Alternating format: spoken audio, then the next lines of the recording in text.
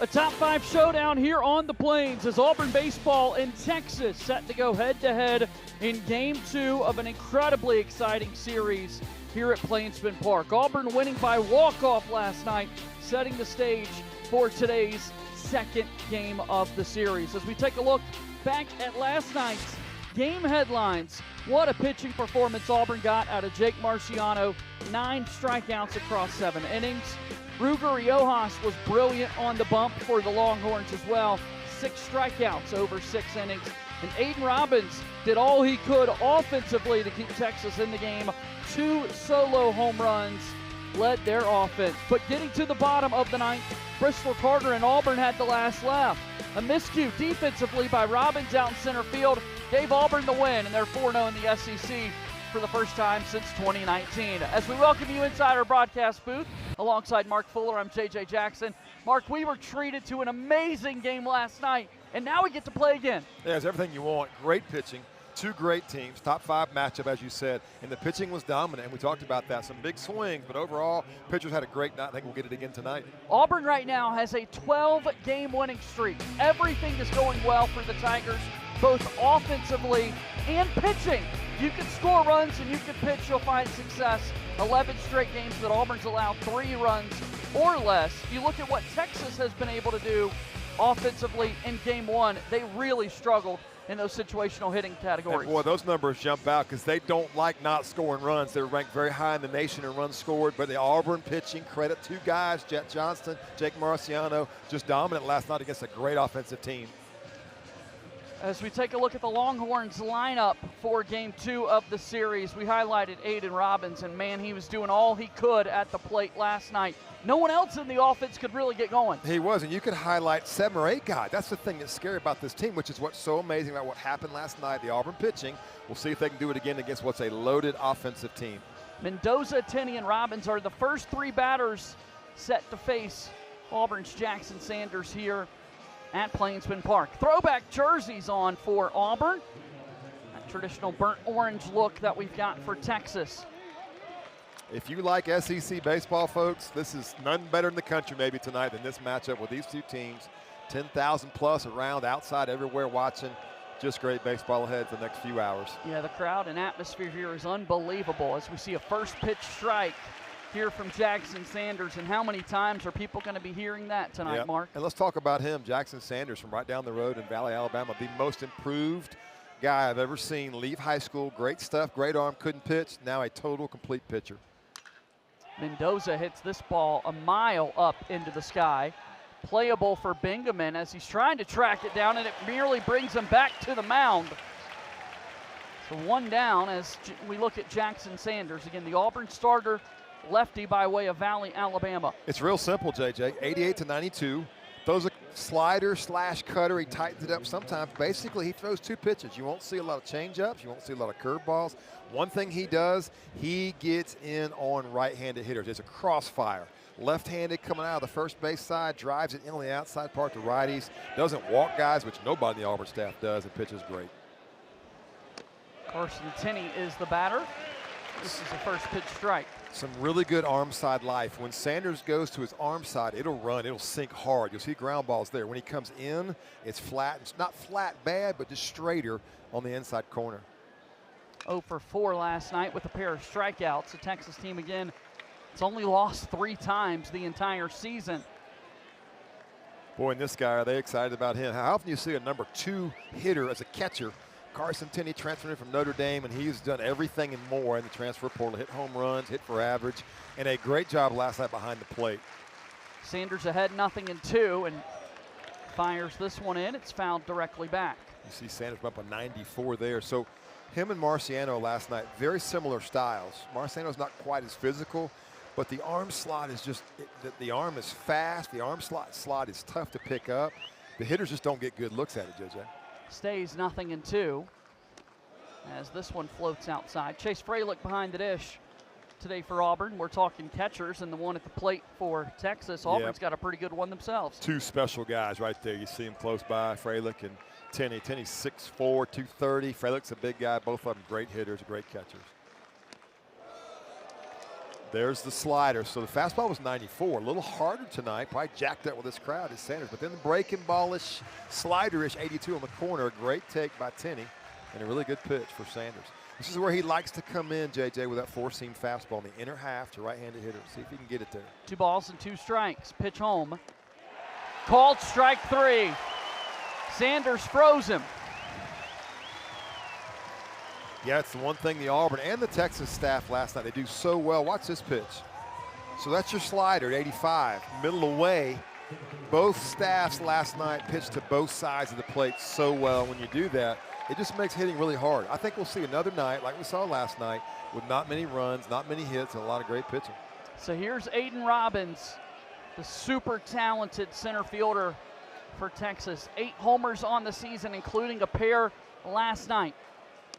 And he swings at the first pitch and comes up empty. We will talk more and more about it through the broadcast. Both of these staffs, we'll talk about Auburn now, the strike percentage is ridiculous. They don't buy into the idea if you can throw too many strikes. They don't. They just throw strikes. Aiden Robbins hearing it from this crowd. And takes strike 2. And it's a shame for him. He had a great night. He had 2 home runs. You know, he showed the crowd a little bit because he was excited. Then the ball got through his leg. And you felt bad for him because he played so well and kept his team in the game, really put him in a position to win. And let a ball get by him, he won't do it again. It's the beauty of college baseball. Absolutely. 0-2. 2 outs here in the inning. Swing and a miss. Jackson Sanders, a strikeout. He struts off the mound here in the first inning. Auburn will bat when we return here to Plainsman Park.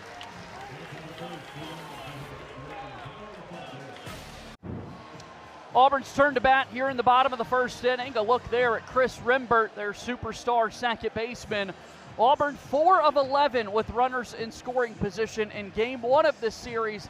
We mentioned situational hitting for Texas. Auburn wants to make sure that's in a clean spot today as well. They do, and you're leading off with a guy who's just a spark plug. Bristol Carter was injured yesterday. Coach Thompson's kind of funny during the week, called him a liar. He wasn't being ugly, but Bristol will tell you he feels great, and you got to take him out in the 6th inning because he's hurt, but he came in last night off the bench and just hit a bullet, which got through the center fielder, scored 3 runs. He is a spark plug, and JJ, I'll say this Auburn offense was okay, I thought, early until he got in the leadoff spot. And when he got there, this Auburn offense exploded. Yeah, it was quite a reaction from Bristol Carter after that hit last night to win it. We look at Luke Harrison. We've got a pair of left-handed starting pitchers here today.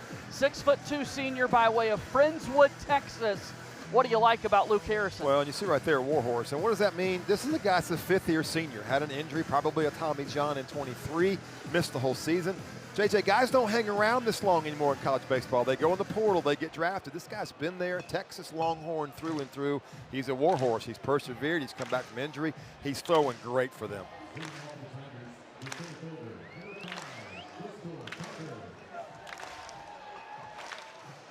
It's not going to be a lot of overpowering stuff. We saw an overpowering breaking ball there from Jackson Sanders, but Luke Harrison is going to mix 4. What I mean, change up, curveball, slider, fastball, sink it. He's going to do it all. So have fun watching this guy tonight. What are we seeing out of this environment, Mark? Goodness gracious.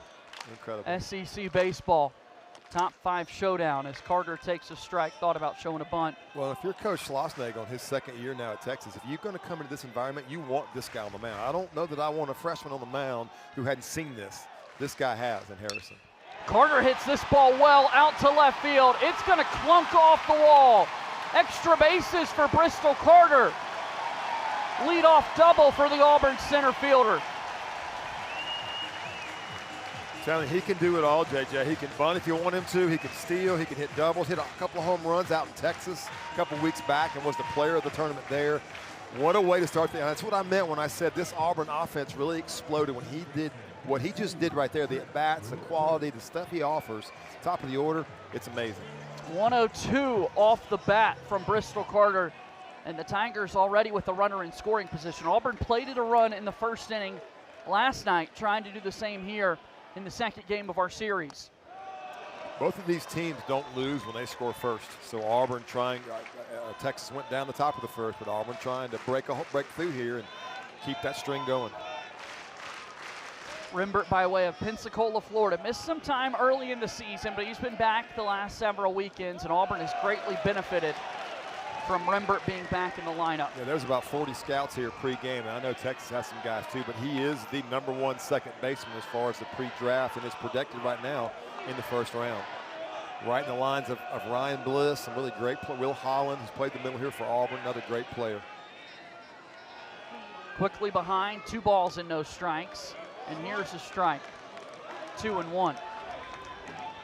I talked about first pitch strikes. Feels unlikely we'll see a lot of 3-0 count scenarios. Not tonight, not with these two staffs. And Harrison's numbers over his 5-year career, the 1 year he missed, have been unbelievable. The ERA, the numbers he's pitched with. Misses the zone there, and it's 3-1. One thing you notice about Bristol Carter is his feet never stop. You watch him there at the bag, he doesn't stop, and that's nerve-wracking for a pitcher. You see him dance a little bit back and forth. He's tapping on his right side. This ball hit foul down the third baseline, and now the count's full. You see all kind of things at second. So you see him tap his right leg there. Of course, the question is that a nervous habit? He's wound pretty tight, or is he picking up something? Texas, I'm sure, is on that. They're watching it too. Whatever the advantage the hitter can get with a runner on second is obviously welcomed. Texas trying to get Rembert out. And he walks. Pitch out of the zone. Auburn with runners at first and second. No one down here in the first. It's not a terrible walk by Harrison. You're facing an All-American. Now you got the left-on-left matchup, although Chase Frelick's pretty good versus left and right. But Harrison, one pitch, he's got a ground ball, and you want to have the matchup. So I don't mind the 3-ball curveball there for the walk. Here's Chase Frelick again. He had a first inning double yesterday that drove in Auburn's first run of the game. And we're back-to-back doubles, right? Has an Rembert opportunity. hit a double, Frelick hit a double. Auburn got up 1-0. Has an opportunity to do the same, and time's going to be called here. Pitch. Second base umpire Micah Holman was on top of it. Well, Michael Holman, there's a clock behind home plate as well. You can see it when our camera shows you. Look back there, right there. See to the left. There you see the clock, and he's watching it right in front of him. Boom. He throws his hands up, calls time, ball 1. Now here's a throw back to second, and Carter's there. I think Texas looking to see, would Frelick show the bunt? They normally shift on Frelick, but you see the third baseman over there now. He's not shifted. Becerra can't shift with a bunt situation possible. And Frelick's plunked. He's hit by a pitch, and that's going to load the bases.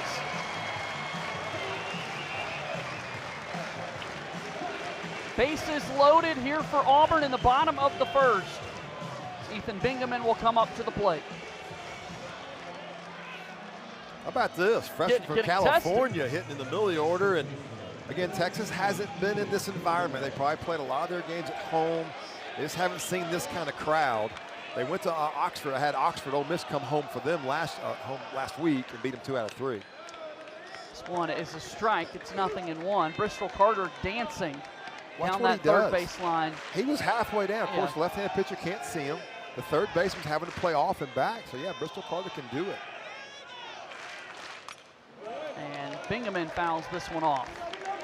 Tells you what Coach Gross and Coach Thompson think about this guy. Hitting 4th in the lineup as a freshman with 20 games under his belt. There you see his numbers, close to 300. And really been there most of the season. Filled in nicely at first base. Auburn had an injury to Nick Madrigal, who's about to come back at first. He's filled in nice as a freshman. Eddie Madrigal. Eddie, excuse me, not Nick.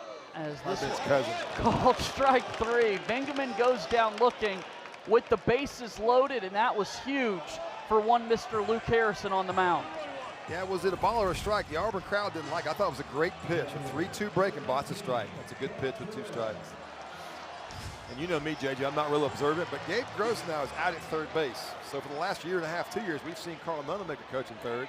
Tonight, Coach Gross, the offensive coach, he's over there at third base. Here's Bub Terrell. He'll take strike 1. So after a walk and a hit batter, all of a sudden, Luke Harrison earns a strikeout, and here's a first pitch strike to Terrell as he kind of gets settled back in. Well, this is what your warhorse does, right? He picks his way through it 1 pitch at a time.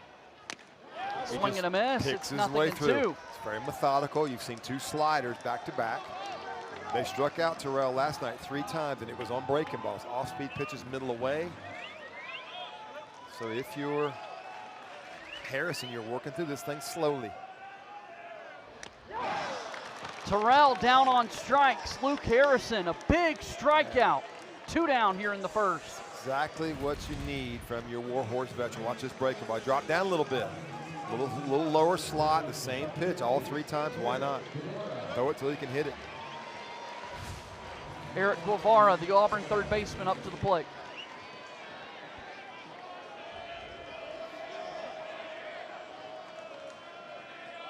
Two outs, bases loaded, and here's the strike. I'm not so sure J.J. Bristol-Carter couldn't steal home. They're having to play off. You got to. Over there at third base, but Sarah's got to play deep because you don't want to give up a double. And Bristol-Carter he's 3/4 of the way down, halfway down the line anyway on the pitch. This pitch is up high. It would take a lot of guts to do it, and he probably would have to do it on his own. Coach Gross is not close enough really to give him a sign. It would be something he would just feel like he could do and try it.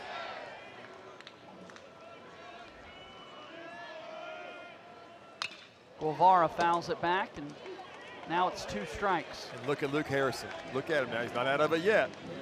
This is exactly the point we made starting the broadcast on what you want on the mound in this environment. This is the guy. He's 1 pitch away from working through this thing, getting a big strike out of Terrell. Now a chance to get the out here for Guevara with nobody scoring.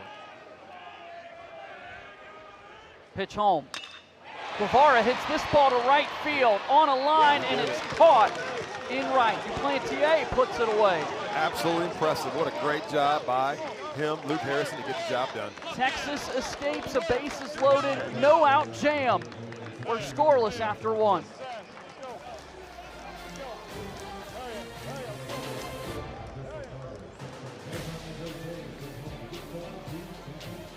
Harrison slammed the door shut. As we look at the last 21 weekend series in the regular season for both of these teams, unbelievable success that they've been having. Yeah, it really is. It all turned for Auburn 2 years ago. They had lost 8 series, won the last 3 of that season. For Texas, he's been very consistent. That guy right there, Coach Schlossnagel, 2 veterans, been around a long time. And that's what it takes, JJ. It takes somebody leading the ship. It's been doing it a long, long time. And these guys they know how to recruit, they know how to coach, they know how to let their coaches coach. That's why you have that going on. See Jackson Sanders back to work after a shutdown first inning. And he'll face the middle of the order. And Adrian Rodriguez, the shortstop. Rodriguez hitting .282 on the year, digs into the right-handed batter's box. I've had a chance to watch Jackson Sanders since he was in the 7th grade. And to be honest, when he committed as an 8th grader, if you will, I wasn't sure. I wasn't sure because he threw really hard in high school. Watch his pitch. Ball hit on the ground to short. McCrane there.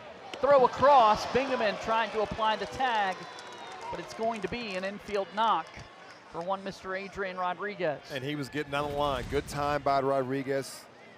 McCrane hadn't been there very long for Auburn playing shortstop. Tough play with a good runner. The throw was high. I just don't know that he would have had him. It would have had to have been a dime to get him out. But Sanders was a guy in high school, JJ, that would strike out 9 or 10 and walk 7 or 8. And I wasn't sure. Last year he walked some guys as a freshman. Man, between him and Coach Tieford and Coach Foxhall, they have turned him into a pitcher. It's called development, right? He's developed, and that's what you're seeing. Pitch inside. You know, after last night, Texas itching to get on the board first. They don't lose much when they score first. So both of these teams trying to break through. It's a tough error. I look out there on the scoreboard and I see an error. I don't know about that, but whatever. I'm not keeping the stats, but that's a tough play to make. And Rodriguez probably thinking, man, what do I have to do to get a hit over here in Alabama? Error charged against the Auburn shortstop, Brandon McCrane. Promise you, if they're in Disch-Falk Stadium, that is a base hit. No doubt about it. Timo Becerra, the batter, as this one's inside. Stanford transfer, went to the College World Series with Stanford twice. So you got a veteran guy that's been to the top of the mountain with Stanford, transfers over to Texas, doing a great job here. Already with more home runs now than he had in the last 430 at-bats at Stanford. He's got 5 home runs, I'm sorry, here for Texas. Becerra ahead in the count 2-1, and now it's 3 balls and a strike. Give me 7 innings, JJ, I'll get it right. I'll loosen up, get the juices flowing. Yeah, we'll be good to go. Home runs, not at bats. Big count here. He's got 5 home runs. Jackson Sanders has to be careful. 3-1. And here's the strike. It's now 3-2. And that's what these two staffs can do.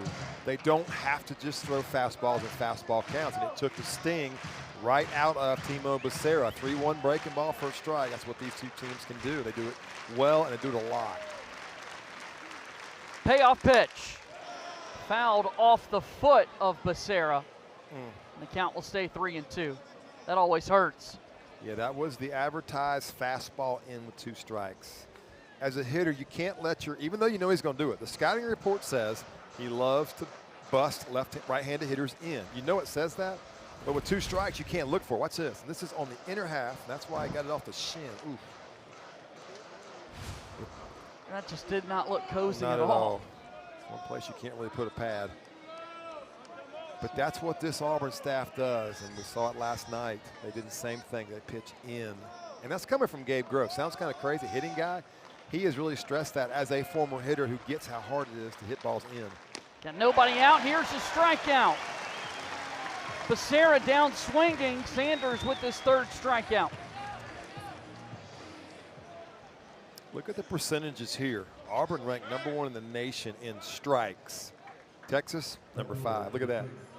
Of all Top 5 pitches. showdown in many ways. That's not just fastball strike percentage. That's all pitches. It's hard to throw a breaking ball and changeup. A lot of hours since August spent learning to dominate the strike zone. Top 5 teams in the rankings. Top 5 teams in percentage of strikes thrown and several other categories. Runner takes off towards second. Freilich's throw down. McCrane pops out of the glove. And it's going to be a stolen base there for Adrian Rodriguez. The throw was on time, but it was toward the first base side, and Brandon McCrane was trying to hold the bag.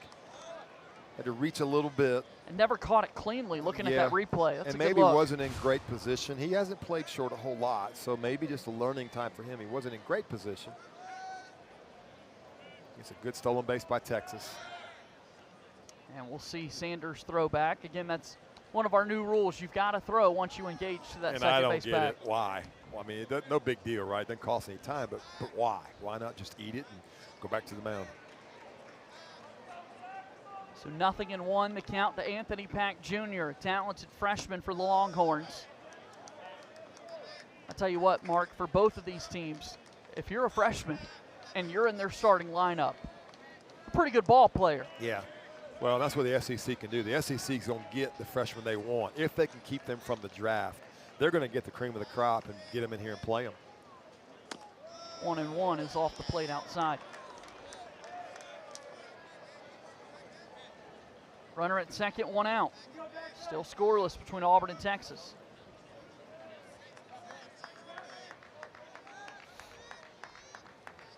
Here comes a 2-1 pitch from Jackson Sanders.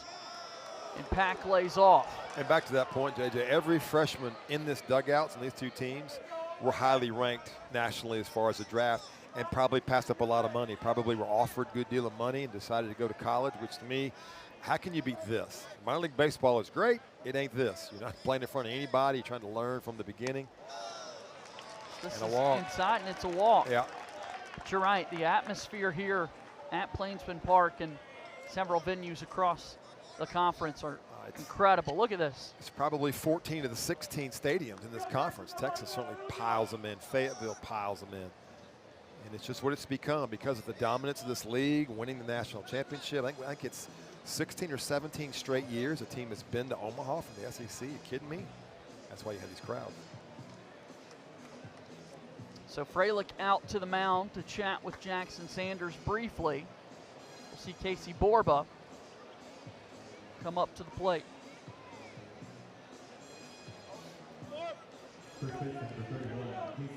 Another guy with some juice, hit 7 home runs.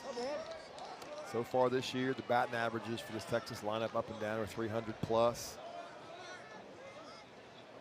We mentioned the hits that Aiden Robbins had, both being solo home runs. Borba had the only other hit for Texas yesterday. Amazing. Just 3 hits for the Longhorns. It just tells you how good Jake Marciano was. He just was, again, 4 starts in a row, 5 in a row for Auburn, relentless. And a throw back to second. You know, it's always the conversation with how good these pitching staffs are. The focus can go to your running game. and trying to find every way possible to manufacture some offense if you think no all the hits are question. going to be hard to come by. Here's strike one. Borba hit a 477-foot home run at Texas State. Got the longest home run of the year for this Longhorn team, which is saying something when you figure in Robbins and Tenney and these guys they have. 477, unbelievably impressive. This one's inside, 1-1.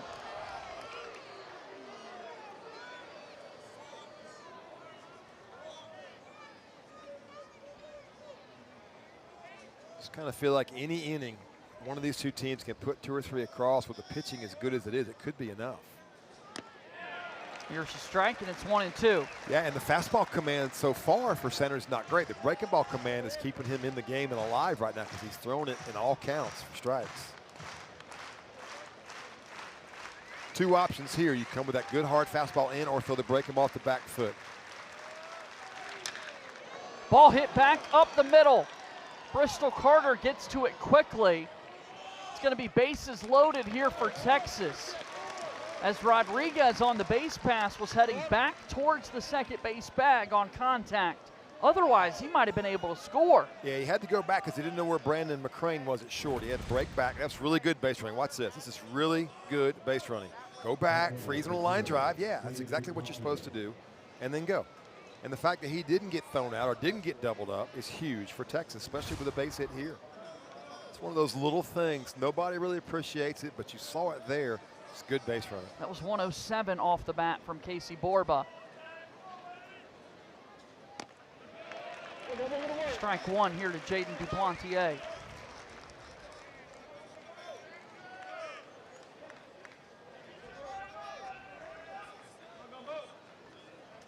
We saw Texas get out of a bases loaded jam in the first. Auburn trying to copy that here. Texas was there with no outs, and we saw Luke Harrison shut the door. 1 down here for Jackson Sanders. Just kind of feel a little advantage Texas right now up here in our booth. Popped up high in the air. It's going to stay in the infield and put away by McCrane, the shortstop. 2 outs. Infield fly rule, right? As soon as the umpires think the players can't, meaning his feet are set, his body's still, they throw their hand up, so catch it or not, it's an out. The runner can advance if he doesn't catch it, or if he does catch it. But so a good pitch there, Jackson Sanders to the breaking ball again. The breaking ball is bailing him out right now. 3-2.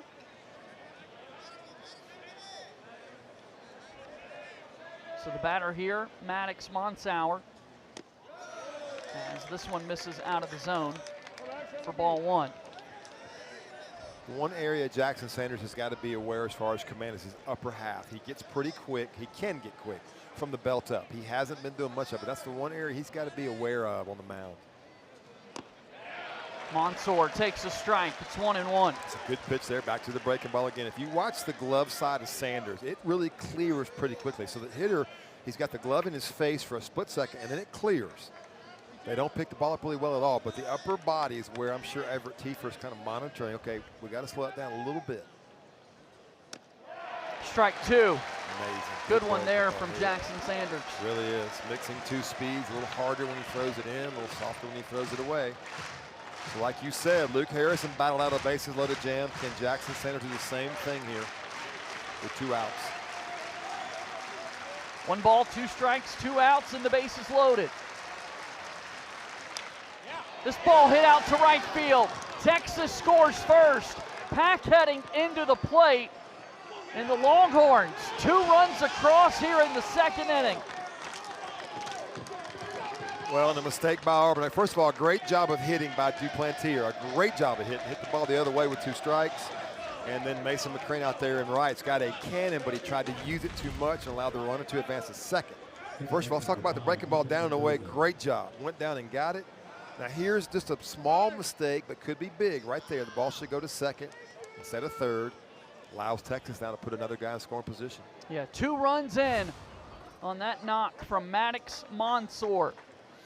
Sorry, Mansour. I'll get one right. Hang in there. Back to the top of the order. Now I'm good, guys. Yeah, Sorry about Ethan that. Mendoza up at the plate. Mom and Dad, I'll get your son's name right. Runners at second and third as this one's fouled back. It's 4 or 5 breaking balls in a row, which kind of tells you he's feeling it. Mansour got him when he threw the breaking ball away. And with the way Texas pitches, one more hit here, they're going to feel pretty good about where they are. The Auburn bullpen starting to move around a little bit. This early, they got some great arms down there. No need to save them.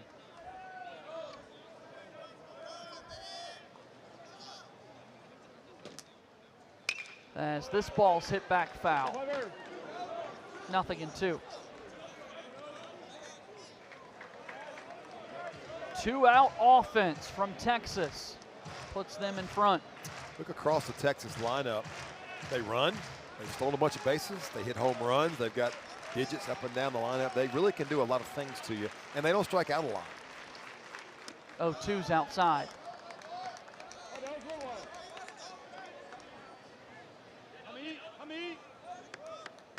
Double-digit walks for their hitters, so it's really as complete. You try to find a weak link. I don't know if there is one in this Texas offense.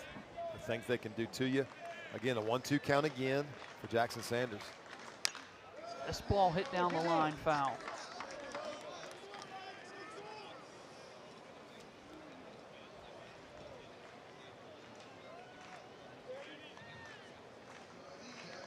Two outs, runners at second and third here in the top of the second. Texas is on the board first here against the Auburn Tigers.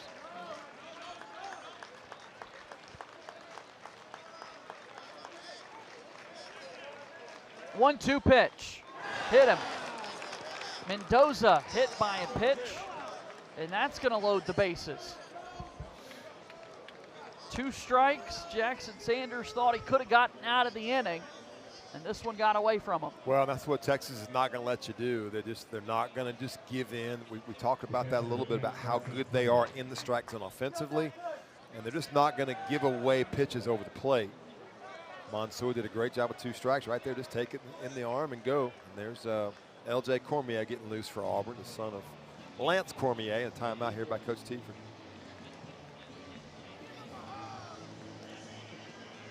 Kind of dangerous here because Tenney's up. We highlighted the home runs. Jackson Sanders' command is kind of bouncing around a little bit, and a mistake.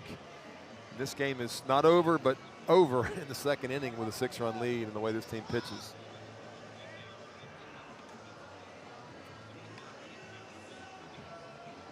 So, as you said, Carson Tenney, the catcher, will come up to the plate. This is nightmarish, having him up there. Number 2 hitter that weighs 240 pounds. The game has changed so much in that regard. The size of these guys, the weight training, the hours they put in, the diet, the nutrition everything is all inclusive now to build and add weight and get strong. And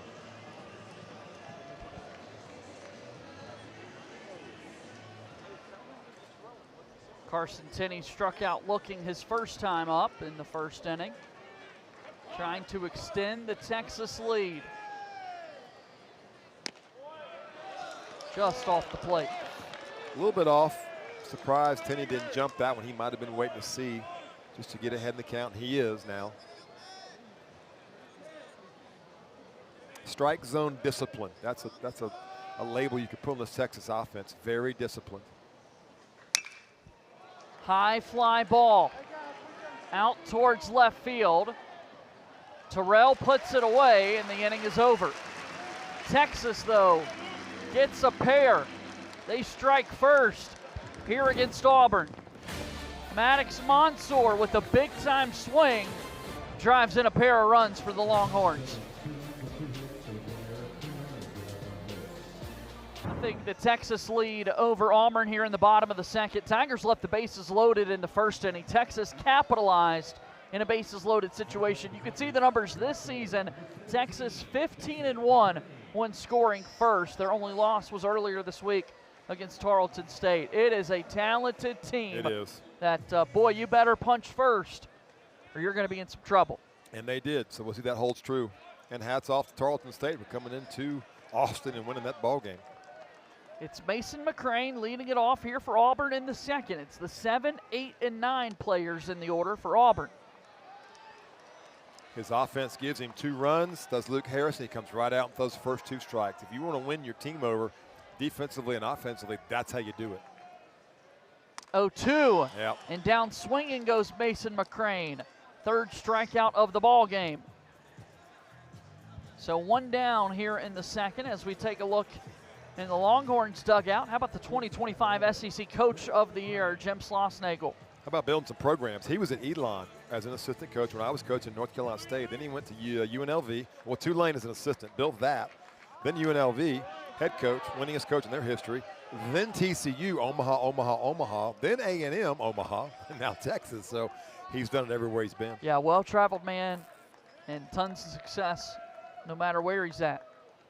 This is Brandon McCrane, and he fouls this one off 1-1. It's, again, we look at the stops for the head coach. You laid it out perfectly, Mark Fuller, but some people are visual, and they want to be able to see it. I mean, it's just, look at what he did at TCU. TCU had never been heard from until he got there. Over 1,000 career wins. Yeah, just won 734 games at TCU. Pretty impressive stuff. And you go to a place like Texas, it's a program that's got a storied history themselves, and Schlossnagle trying to continue to add to that. And created some high drama when he took A&M to the College World Series, and then a week later, or maybe a day later, was in Austin. Yeah. You know that added to that rivalry. Brandon McCrane here trying to battle with 2 strikes, and Luke Harrison has come out and thrown maybe 7 pitches this inning, all fastballs. Here it is, hit it, boys. Brandon McCrane down in the count, 1-2. He fouls this one back to stay alive. He just decided in that dugout with his pitching coach, I'm going to go throw fastballs and see what happens. And so far, he's commanding it, getting ahead, and see if he doesn't mix here. He's got McCrane set up if he can get that pitch to the back foot, that good slider we talked about to the back foot. The 2 strikes. 26 hits on the year for Brandon McCrane, good for a .400 batting average. Pitch home, and it's fouled back once more. Yeah, why not just throw 93 up? That's a really tough pitch, so give McCrane credit. They've elevated the fastball twice on purpose, not by missing or accident, and he's fouled them both off. McCrane will dig back in.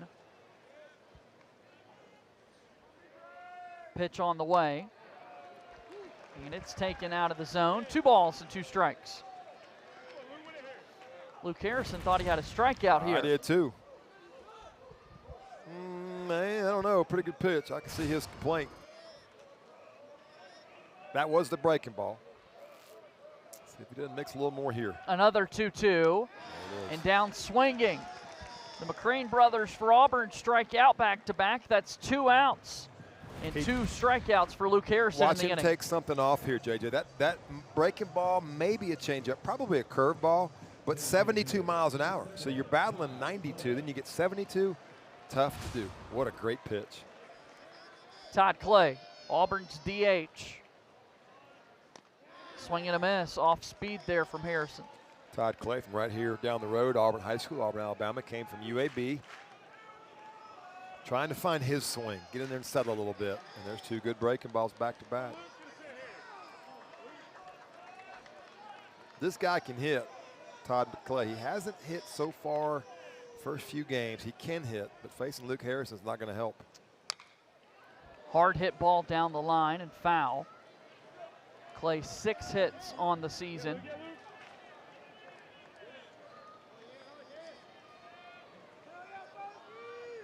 No balls and 2 strikes.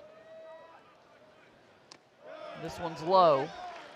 Interesting. Saw about 8 fastballs to start the inning. Now about 6 breaking balls in a row. So the scouting report and what he's feeling. They're going with PitchCom, the little computers in the catcher's shin guard. He pushes some buttons. He hears it in his ear, and off we go. Clay hits this ball on the ground to third. Becerra handles cleanly, and that ends the inning. Easy work on the mound for Luke Harrison. 2 innings of baseball complete. Texas has a 2-0 lead.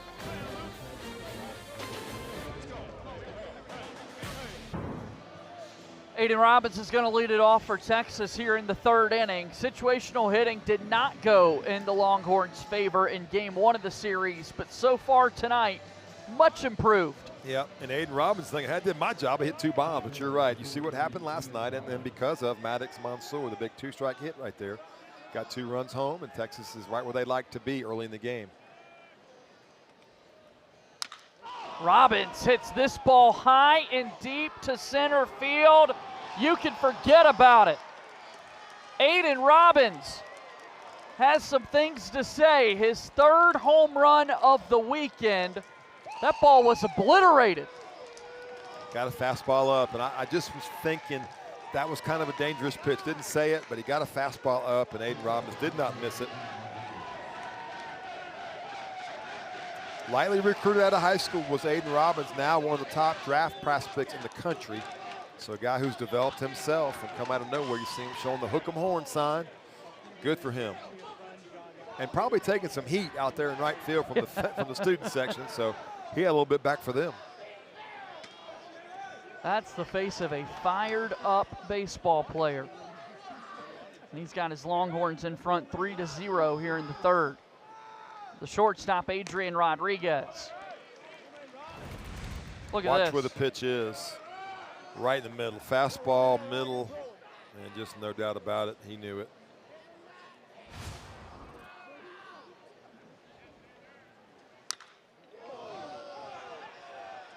Fouled back. We're a long way away, JJ, but the stuff, take a listen to what happens here with the swing. Yeah, it's not wood, but it sure sounded good. Nothing better than a wood bat home run. But the stuff from Jackson Sanders up here doesn't feel quite as sharp as I've seen in the last 3 or 4 weeks.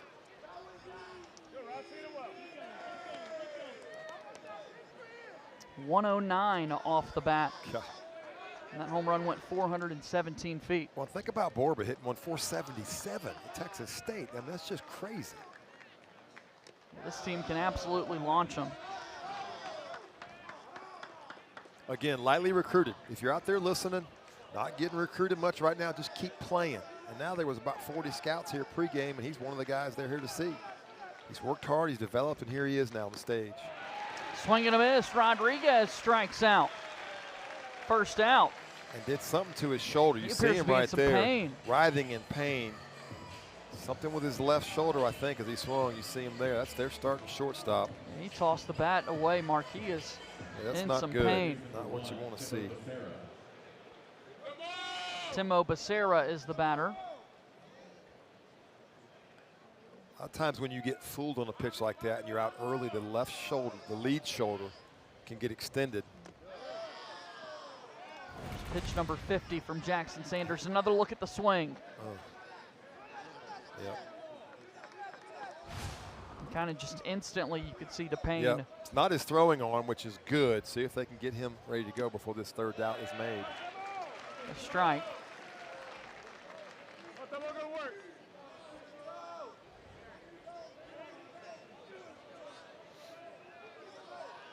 Becerra, a .303 average on the year.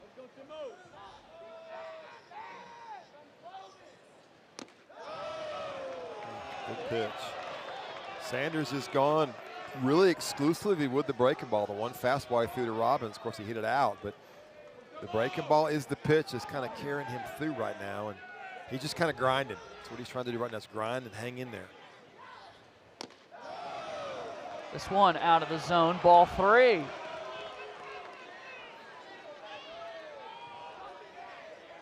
That was a good take. Again, the discipline of these Texas hitters. That's a ball. Ball's down and out, 2-1 count.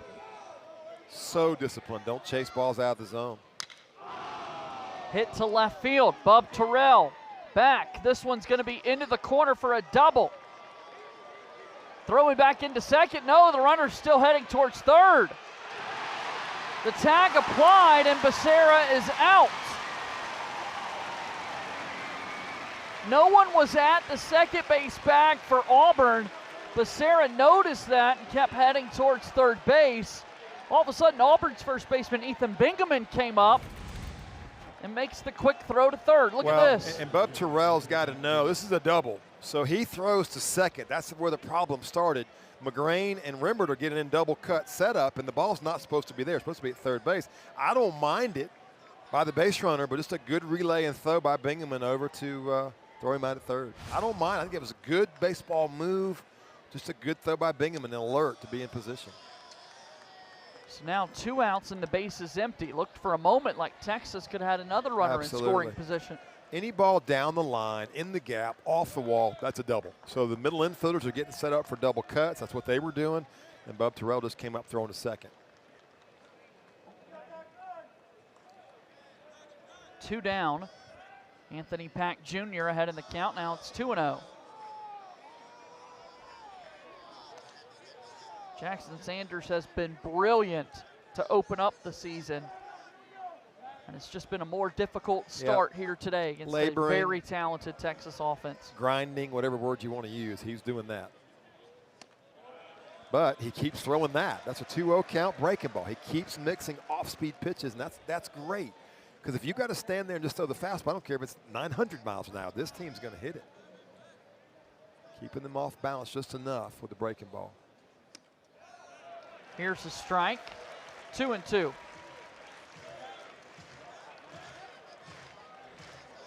And so the mindset is, if you're Auburn, Coach Tieford, Chase Fralick, keep throwing it. It's working, keep throwing it. Let's see how many innings we can get him through. 2-2 inside. And it's 3-2. Fastball command just not there. So if you're a young pitcher, there's going to be days where something doesn't feel right. You got to figure out a way to win with one of your pitches. May not be the fastball. As this one's hit down the line and foul.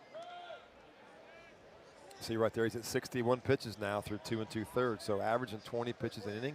That's what the Texas offense wants to do. You want to get the starter out. Yes, both these teams have good bullpens, but the starters are out there because they've earned the right to be out there starting, and they're the best guys. You want to get in those bullpens as much as you can. Another full count offering. This is ball 4. Anthony Pack Jr. walks. It's a 2-out base runner here for the Longhorns. Still got the rest of this game and all day tomorrow. So again, trying to offensively, you want to wear out. You want to see as many guys as you can. Fatigue the pitchers, see the pitchers, get a little feel for them. So if they come back again tomorrow, you'll know what you got. Great job by the Texas offense.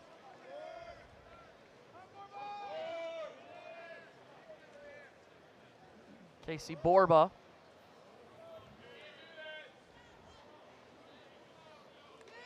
And we're adjusting the count here. I don't know why. They showed something. I don't know what he did. Pitcher violation. Clock hadn't run out yet. He touched the rubber twice. I don't know. There's some new rules that I'm late on. Throw back to first. And Pack Jr.'s there safely. Pack's one of those elite freshmen you talked about, guys that come in this conference and they just don't have any let up at all. The learning curve is real low. He's stolen 7 bases, a great runner. So he got a pretty big lead. About 10 foot right there with Sanders. The pickoff move from Sanders is not great. This one's out of the zone. 2 balls and no strikes. Boy, this third inning's had a little bit of everything. Started off with the Robbins home run. Rodriguez struck out swinging and was in considerable pain leaving the field. Now we've got a runner at first and a 2-0 count as Sanders throws back over to keep Pack close. And if Pack decides to steal, he'll go first move. So if Jackson Sanders looks and then goes home, as soon as he flinches, if Pack is stealing, he'll go on first move. That's a really good lead. It's not a one-way lead. He's out there a little bit. 2 balls and no strikes with 2 outs. And another strong throw over. Bingaman almost had his glove come off trying to reach back behind Pack to catch that. And I would say if you're Jackson Sanders, I would get my eyes on home plate because, again, Borba standing there with 7 home runs. You're down 3-0. Don't get too distracted. If Pack steals, fine. If you can get Borba out, you're okay. 2-0. Swing and a miss. It's 2-1. Good break. Again, Borba's 1 for 1 tonight, and his 1 hit mark was 107 off the bat. Yeah. 114, 107. Texas offensively, they haven't figured out the breaking ball yet. They're laying off the fastball, but the breaking ball is allowing Sanders to hang in there a little bit. Chris Rembert playing right back up the middle defensively right now for Auburn. And this one missed the zone. 3-1. Look at where Rembert's there. So much scouting reports now. Every game's on TV with the SEC network and ESPN, the app. So there's a everyday scouting process going on in these offices back home getting information. That's why you see him there. Here's another walk. Back-to-back walks from Jackson Sanders. It's going to put runners at first and second for Texas. as Everett Tiefert, the Auburn pitching coach, watches on. And he's done a heck of a job. I mean, the numbers in this Auburn pitching staff. He came in here 2 years ago. You see what Sanders has done. They just don't walk guys, and that's a tribute to Everett Tiefert. 3 years ago, JJ, his first year, they were the worst team in the league for walks and ERA. This year, first, second, right behind Texas. Yeah, totally different. Totally different. Just totally improve these guys and develop them. Here's a strike. Fatigue factor too. Jackson Sanders is working hard. Lots of breaking balls, breaking ball a little bit harder on your arm than a fastball is, and he's having to work. He's in the stretch a lot, so a lot of fatigue here for him through 2 2/3. Texas is just trying to get him here if they can. Out of the zone.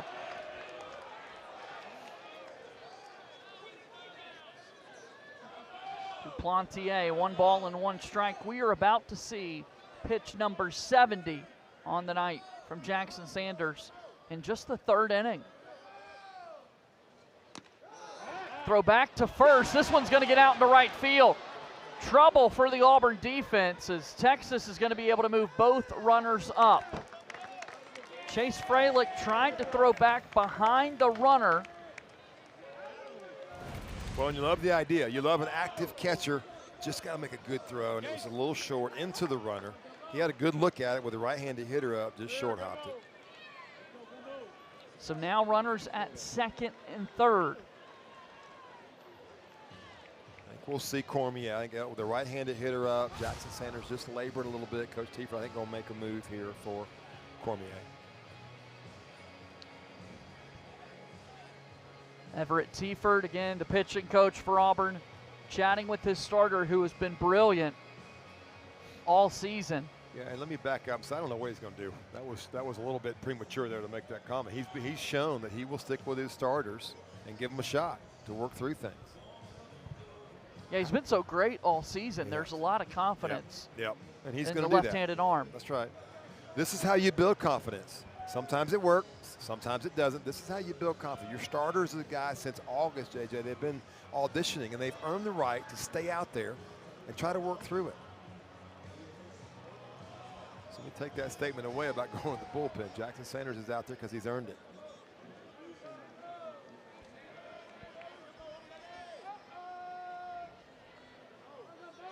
Pitch home.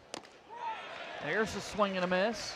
Duplantier tried to hold up, and it went all the way through. You might ask, well, why is it that they keep swinging the breaking ball? Because the spin rate is so elite, they don't see it. They see fastball, it's got breaking ball action on it.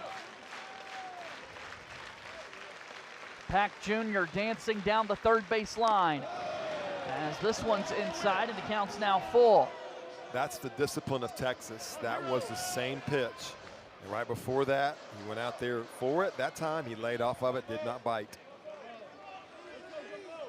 Senior Jaden Duplantier hits this ball high and deep to left field. Bub Terrell can only admire it. A 3-run home run for Jaden Duplantier. And Texas leads 3-0. It was the breaking ball, JJ. It wasn't down where the first two were. It was up, and he got it. First home run of the year for Duplantier. What a time to get it. He didn't miss it. He did not miss it. And it's an Auburn crowd that's gone silent all of a sudden. Watch the location. It's up in the middle. And with 2 strikes, this kind of an offensive team is not going to miss that.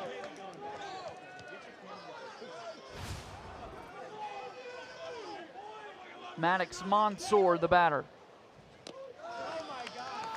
I'm old-fashioned, I get it, but the dancing around that we see from everybody now, not just one team, after a home run, I'm a 1980s guy. That's just, it has become such a part of the game to do that. Look, it is what it is, right? I've been told many times I need to get out of the 80s. I'm old-fashioned, but I just, playing for Coach Baird here, playing in that generation, it was respect. You never disrespected the other side of the field. Now it's a celebration every time somebody does something, and it's just the way it is. It's the times. Good for him. The 3rd inning, and it's already 6-0 in favor of Texas. And nobody happier than Luke Harrison. Be interesting to see Texas' shortstop. See what kind of condition he's in. Yeah. Is Adrian Rodriguez. Does he come back out? Is he okay? That'll be a big piece of the puzzle when we get back around to the bottom of the third. 2 homers already this inning for the Texas offense. Here's strike 2 to Monsoor.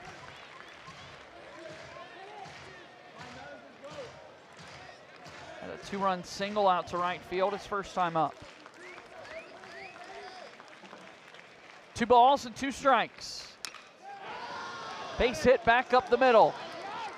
The hits continue for the Texas offense here in the third.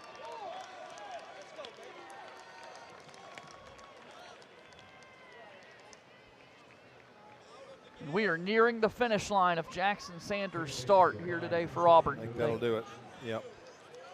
And you know, as a pitching coach, man, you go with your gut. And Coach Tiefer thought it was the right thing to leave him out there. Look, sometimes you get them right, sometimes you don't.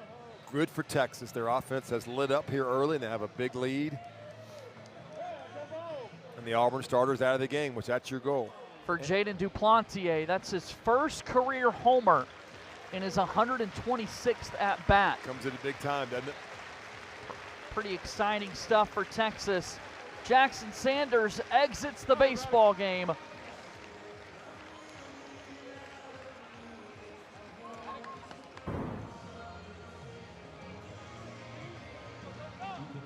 The Auburn starting pitcher, a lefty whose numbers compared to his previous 2 starts, not on par. Just a really tough outing for the Auburn starter. And it was the command. The first inning was pretty good, but the command second, third inning just wasn't there with the fastball especially. That kind of let him down today. And now we're on to L.J. Cormier out of the bullpen, and the Texas offense still going to work.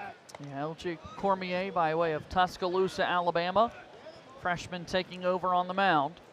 SEC fans recognize that name. Yes, his dad was an All-American at Alabama, played in the big leagues.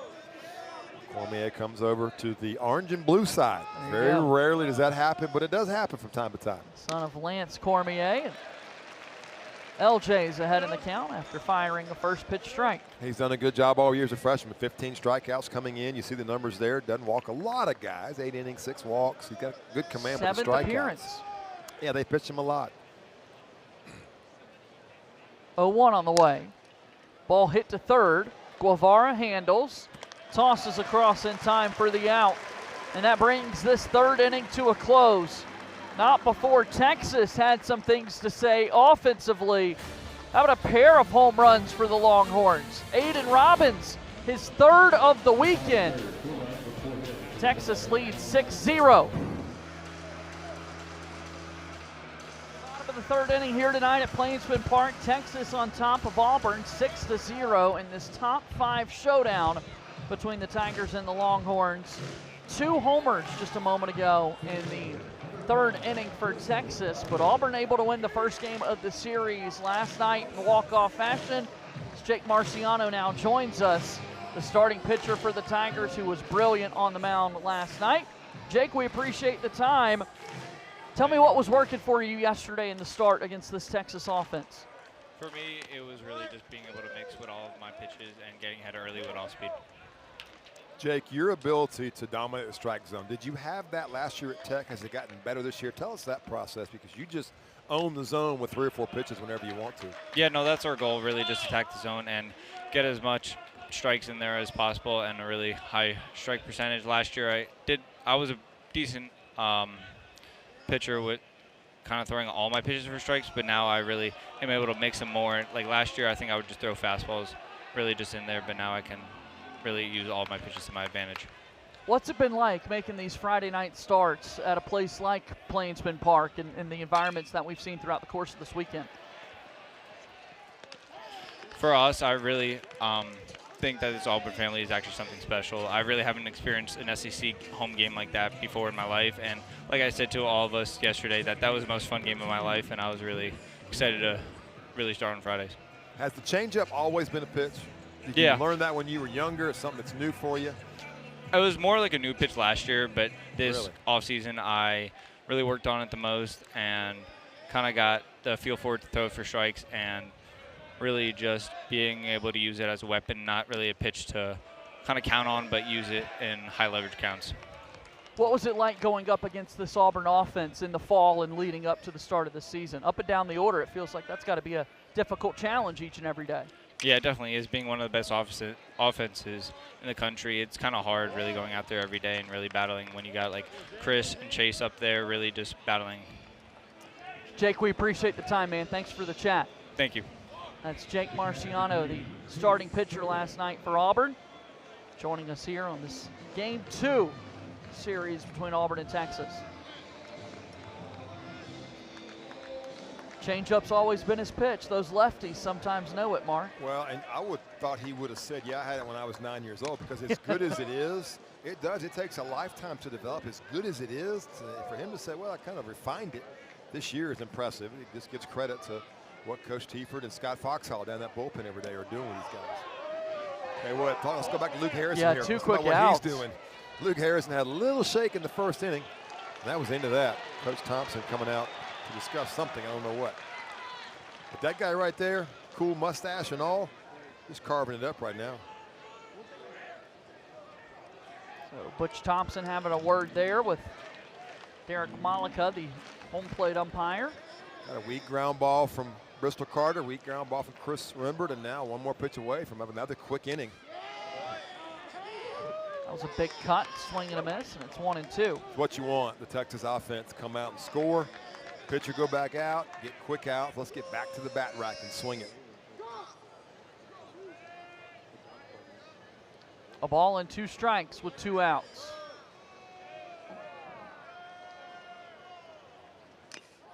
Freilich fouls this one off. And he's doing it with fastballs. 95 there from the 5th-year senior. There's 95 on the outer half. Credit Chase Freilich for just getting a little enough of it to ruin it. But boy, Luke Harrison settled in here. Good breaking ball. Just Freilich missed. holds up there. Yeah. 2 down, 2 balls and 2 strikes. Fouled back. Yeah, you just don't see guys with this kind of stuff still in college baseball as a 5th-year senior. 94, 95 now, lefty, so he's doing himself a big service in front of all these scouts as far as the July draft. But man, good for him. He's getting his master's degree and walk away with 2 degrees from the University of Texas. Ball hit on the ground, hard towards second. That's the shortstop though. Rodriguez coming over to handle it, and that's 3 quick outs. 3 innings in the books. Texas leads by 6.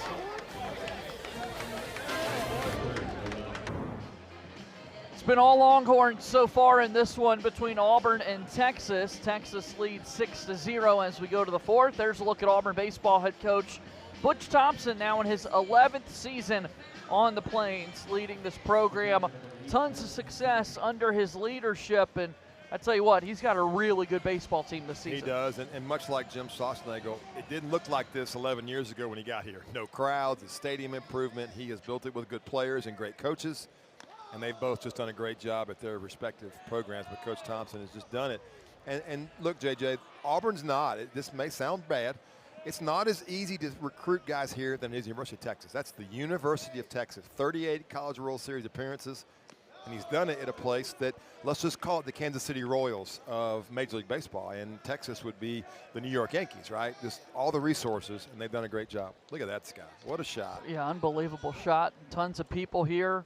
So many different buy-ins and ways for people to take in baseball. War Eagle sky, or you could say the eyes of Texas with that burnt orange look. We got both of you going here for both sides of the fan base. Look at that. Yeah, look at that. What a view. It's a Longhorn sky. 2-2 the count here to Carson Tenney. It's been a Longhorns sky here tonight. Ball's been flying in the Longhorn sky. That is great. Great job, camera folks. Tenney barely got a piece of it. And Chase Freilich wore the best of that. And that's one catcher paying respect to the other. Carson Tenney, the batter, the catcher for Texas. You probably said something along the lines of, dude, I've been there. Your pain.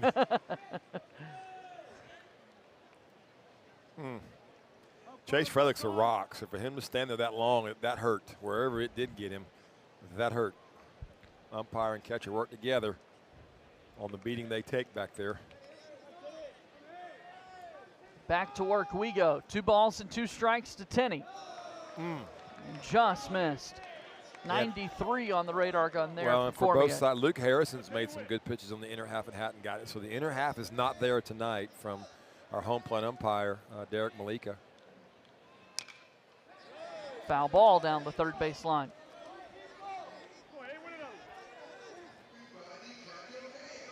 Tenney, for a big guy, struck out 23 times, walked 19 times. Rare for a big guy to keep that much of a balanced at bat. Does a really good job of fouling balls off and, again, strike zone discipline. And Cormier steps off. Timeout called by Tenney. Time called. 3-2 on the way. This ball hit out into left field. It's down for a hit. Texas has the leadoff runner aboard here in the 4th. Last night, Texas had 3 total hits, and that's already their 7th hit of the ball game. Which makes you respect what Jake Marciano was able to do against this offense. They're just that good, 1 through 9, and they're doing it tonight. They're getting mistakes. That was a breaking ball in the middle on a 3-2 count. Tenney was a little bit out front, but he's so strong, got the barrel to it, and got a base hit. Aiden Robbins is the batter. He has hit a home run in 3 of his last 5 at-bats for Texas. And he takes strike 1. Earlier tonight, that swing from Aiden Robbins, and he knew it right away. Auburn pitching staff, you got to see him leave town tomorrow. He's got a long way to go. 0-1 on the way. Gets past Freilich. We'll see Tenney able to move up to second. And it's the rare night Auburn has looked a little sloppy. We saw Freilich throw the ball away an inning ago, and then he doesn't do that. He doesn't miss balls like that. The pitching has been a little bit off compared to what it has been. You're going to have these games. So Coach Thompson's going to find out for the first time maybe in 21 games, what kind of mindset do we have when we're down, when we don't feel good, not playing good? How are we going to respond the next 6 innings? The 1-1 pitch, swing and a miss. That was a home run cut from Robbins. Boy, what does that feel like to have a homer in 3 of your last 5 at-bats? I don't know that he has a half swing. I think this guy turns it loose. 9 homers on the year for Robbins. This ball hit out towards center field. Carter racing in, back going Rimbert as well. And the catch is made. That is a tough play for Chris Rimbert. He made that look rather routine. Chris Rimbert ran halfway to Opelika and all over Bristol Carter. But Bristol Carter was deep. Why not? Get up against the warning track against this Robbins guy. They jammed him. But this is about a 50-yard run. Turns his hips, drops his shoulders, and goes to get it. Man. Big-time play there from the Auburn second baseman. A la Willie Mays. Willie Mays look. I was going to say Willie Mays Hayes. That would not be good. Willie Mays look. Over the shoulder catch for him. Yeah, we lost a cap on that exchange, but it was Bristol Carter's hat who flew off in that sequence. Here's a look at Adrian Rodriguez, the shortstop for Texas.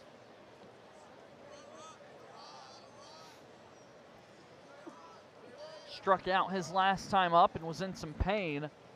Yeah, and switch hitter. Yep, so different shoulder now. The shoulder that he bothered him last time was the left. It was out in front on the swing on the breaking ball. Now it's in the back, which a little less extension strain. I don't want to use too big a terminology, but he'll be a little more guarded now with the shoulder being behind. Well, between Marciano last night and Jackson Sanders to start the game tonight, not a whole lot of left-handed swings from Adrian Rodriguez as he nearly planted that one down the right field line.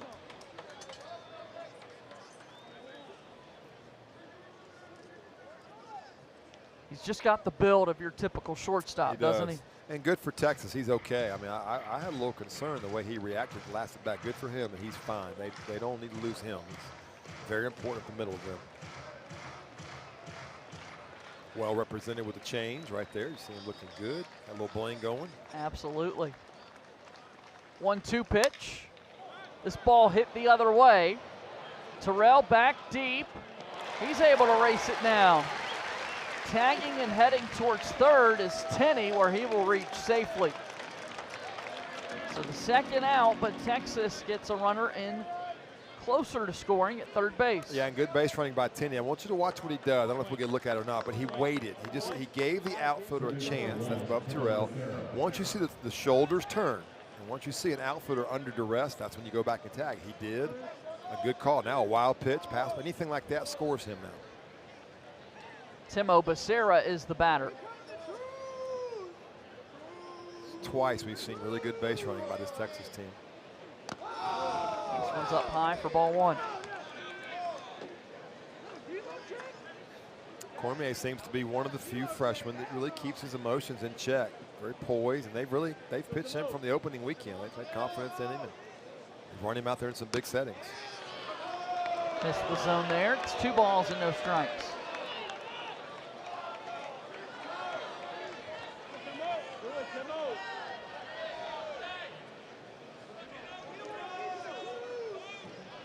Two-0.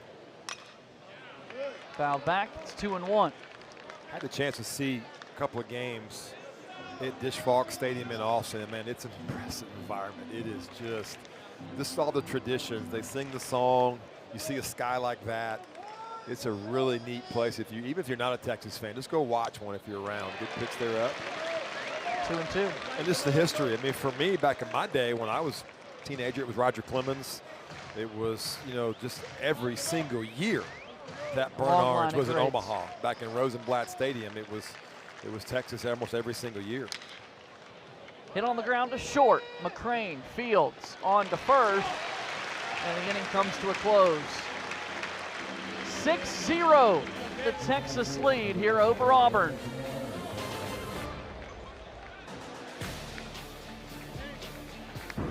Bottom of the 4th inning we go. Texas has a 6-0 lead over Auburn. It's a top 5 battle between these two teams this weekend.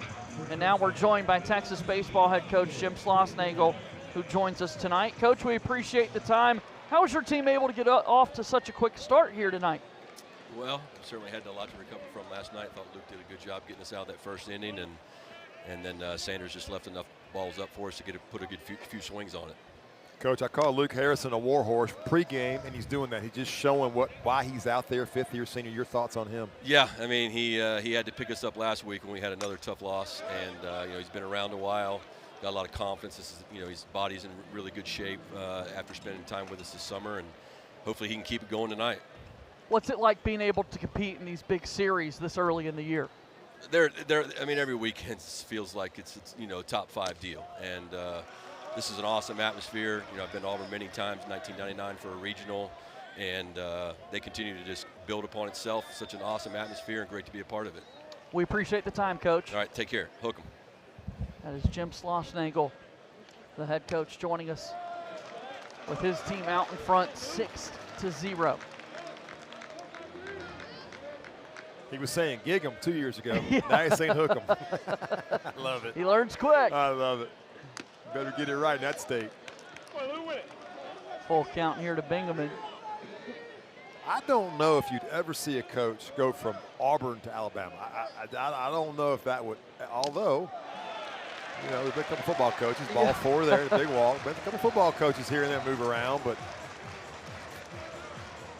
big move for him, and look how it's paying off. This team is going to be an Omaha contender every single year. Luke Harrison had retired 9 straight prior to that walk to Ethan Bingaman. Auburn's offense was productive throughout the game last night, but still just 1 hit so far. And now they've got the leadoff runner on. Bub Terrell going the other way. Adrian Rodriguez slips down. The shortstop slips, trying to make the play. Look at this. Yep. Kind of loses his footing as he gets to the grass. The 3rd run last night for Texas, JJ, man, 3-1, was Eric Grovar at third base. They had a runner on third, ground ball to him. He went to throw home. He planted, slipped, threw the ball in the dirt. Same thing there. Good moisture tonight on that grass, and these two guys, so both teams now have fallen victim to that, the slick grass. And we saw Rodriguez in some pain at the plate a little bit earlier tonight. Tough play there. Auburn with a big spot. 1st and 2nd, no one out Here's Eric Guevara. And this was the swing a little bit earlier from Adrian Rodriguez, the shortstop. And you know what? Good for Texas. He came back. I don't know if he went back down on it again right there on that slip, but he was able to come back in, hit left-handed last at bat. So not showing any signs, but he's had a physical night so far. It was officially scored a single for Bub Terrell.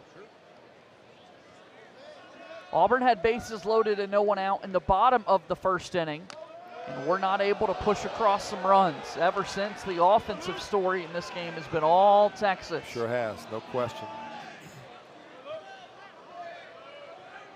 Luke Harrison again trying to work through one pitch at a time. Out of the zone, it's 3-1. I mean, go figure. He came right back out in the second inning and threw 9 pitches, did it again. Now all of a sudden the command just not quite there. And Guevara, this Auburn team, this offensive team, just as good as Texas at not chasing pitches out of the zone.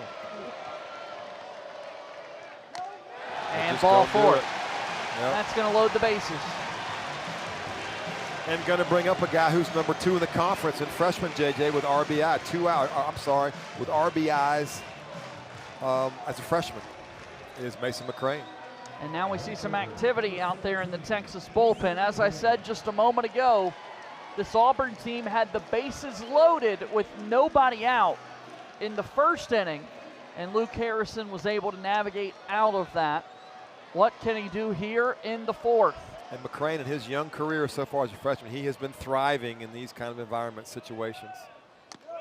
First pitch is out of the zone, ball 1.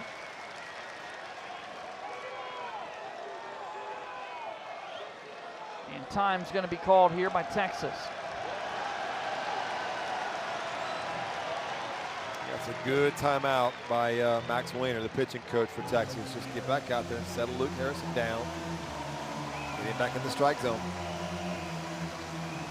Again, we saw success from Texas in the first inning in this spot. But this crowd's looking for something to get into. And you see Luke Harrison's pitch count, 61 pitches now, 3+ innings. So Auburn is building his pitch count, trying to get him out of the game and see who comes out of that bullpen. I see some heavy breathing out there from the lefty. No question. High emotion. Yep. In a spot like this, adrenaline flowing. Well, aluminum bats, this Auburn offense, this lead is not safe.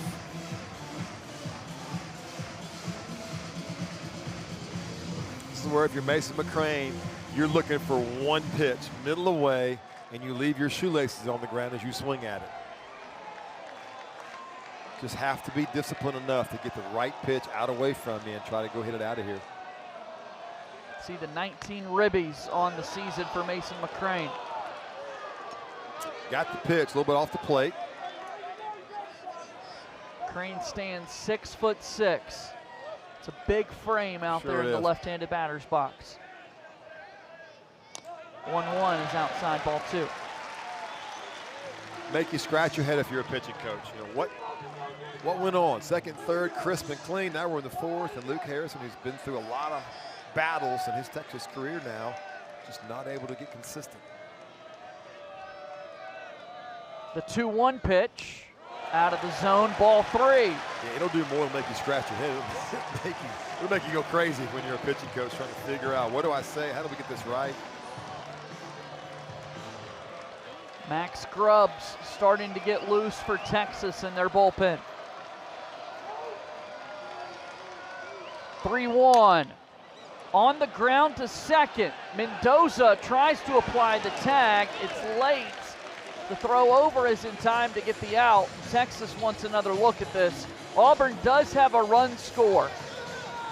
Yeah, they're saying that Guevara was called safe, no tag, but then Texas is going to argue that he was tagged. So McCrane put the ball in play on a 3-1 count. Let's get another look. Yeah. Well, and you see where he is in the base path, too.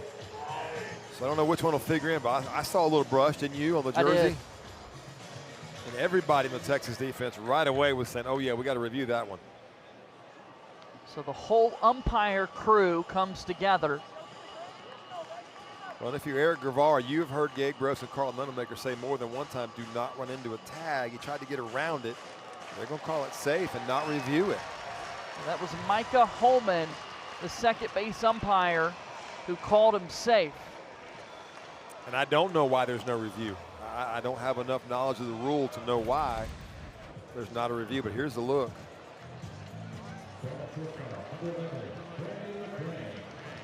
Here's another shot.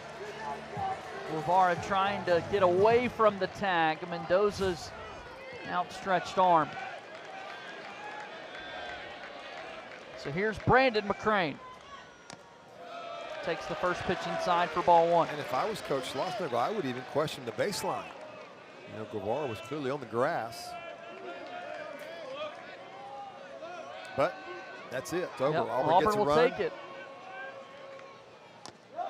Pitch downstairs to Brandon McCrane. 2 balls and no strikes.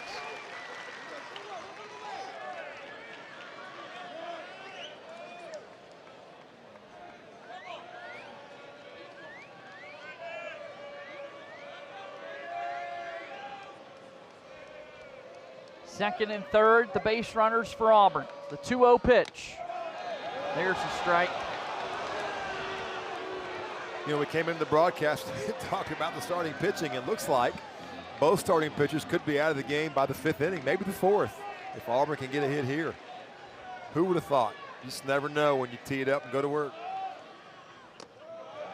This one missed the zone, ball 3. We saw a 3-1 count to Mason McCrane.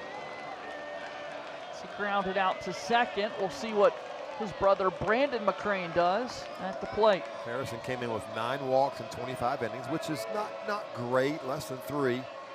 Unusual for him, though, now to have 3, working on 4 possibly. And there's the strike. Much like we talked about Jackson Sanders, these innings wear you out. When you're in the stretch and having to battle every single pitch and fatigue and miss the zone and fall behind, these are taxing innings. Payoff pitch. McCrane fouls it back. It's a pretty bright future for Brandon McCrane. He is one of the, let me say this, Ryan Bliss, pretty good player in the big leagues.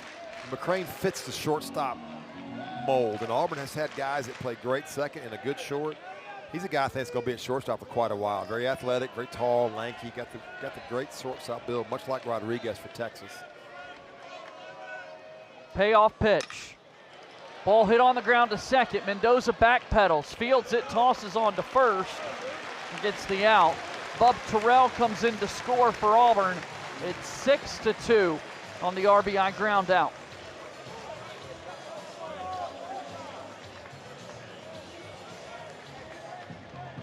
Good job with 2-strike hitting. Get the run, right? Chip away. It's only the 4th inning. Get the run, cut the lead. Auburn looking for that big hit, trying to create some momentum as Todd Clay comes up to the plate. This ball hit hard to short. Backhanded stop by Rodriguez. Strong throw to end the inning. What a play. I think he's okay. What a play. Dynamic play from the shortstop, Adrian Rodriguez. Auburn with the runner at third, trying to bring in their 3rd run. Adrian Rodriguez says not so fast. Takes a hit away from Auburn. Texas has a 6-2 lead over Auburn as we go to the 5th inning tonight at Plainsman Park. The first 20 games of the season for Texas, pretty sensational as we compare them to a 2005 team in Austin that folks remember fondly, both with the same 18-2 record. You can see an ERA comparison with 2026 being better, and in 2005, a championship for Texas, their last in program history. 2026, folks are wondering, could this be the making of one of those teams? The only difference was the conference. They're in a much stronger conference now, but did it? Numbers very similar. And a team that has all the parts and pieces to be there, JJ. Anthony Pack Jr., the batter, to lead it off here in the 5th. LJ Cormier continues to pitch for Auburn as he gets a strike. How big were those 2 runs for Auburn in the bottom of the 4th? They were big. Just take a little momentum back. Still early. Pack's walked twice tonight. Fouls this one, and he's behind 0-2. And when you're in this league, really and truly, the regional, super regional, like a vacation. I mean, you get some really good teams, obviously, but you don't get this for 10 straight weeks every single night. Regionals are, you live a breather for these SEC teams that get there. There's a breaking ball from Cormier that missed the zone. Look around the top 10, and I think it was 6 teams from the SEC ranked in the top 10. Auburn, Texas, Arkansas, Mississippi State in the top 5, and then Georgia and Oklahoma behind them at 7. Look at that. Is that pretty good, Mark? Ridiculous. SEC well represented. Pack Jr. fly ball to right field. McCrane and Carter going back. It'll be Bristol Carter, the center fielder, who takes care of it. Well, don't look now, but L.J. Cormier quietly keeping his team in it, making pitches, throwing some really good off-speed stuff. Auburn has not featured a lot of fastballs tonight. When he has, he's touched 93, but the breaking ball has been really good. And see what he's done right there, inning at 2/3, just holding it steady and no walks. And strike anybody out, so what? Get them out. Get them out. L.J. Cormier has retired 5 of the 6 batters that he's faced. Casey Borba takes one inside. These are big innings for a lot of reasons that he's throwing. Number 1, you're trying to win the game. Number 2, you're keeping the bullpen down because you got a lot of baseball left between tonight and tomorrow. Fouled back. 1-1.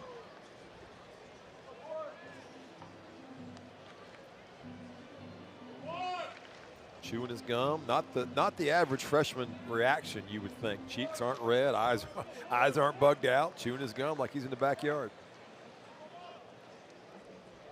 1-1. Pitch up high. Would you chew gum back in the day when you were pitching? Seeds. I was a seed fiend. And it was more, he's a lot more poison than I ever was. For me, it was a nervous reaction. Spit him everywhere.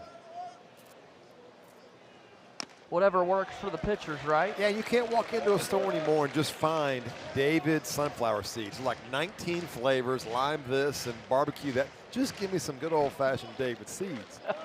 Cormier chooses the gum approach. 2-2, and it's fouled into the Auburn dugout. They went scrambling. Change up there, so he's mixing the breaking ball and the change up, even a right-on-right change up. I think I saw some peanuts in that dugout Might for have. Auburn, not quite some seeds. Anything to break the monotony.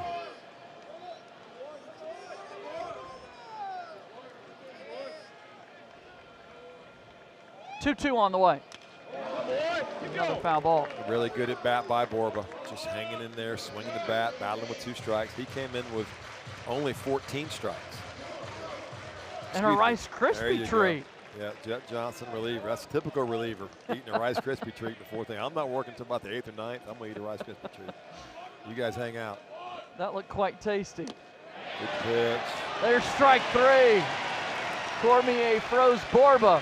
That's the second out. Pretty much an old-fashioned 12-6. Watch the depth on this breaking ball. Man, that's a hammer time. I got a hammer in my toolbox in my truck, and that's what it's shaped like. Yes, I'm sorry, that was a pretty good pitch. Jaden Duplantier is the batter. And this is a first pitch strike. His last time up, Duplantier hit his first career home run. 126 career at-bats until he hit his first homer. And he planted it. Did Duplantier over the Green Monster and the crowd. That'll be a swing he remembers for a Absolutely. lifetime. Fralick pops this one off the hop. It's 2-1.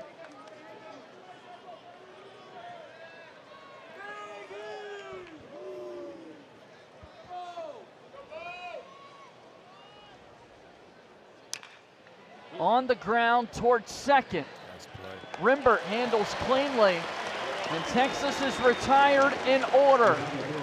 On to the bottom of the 5th we go. Texas holding on to a 6-2 lead.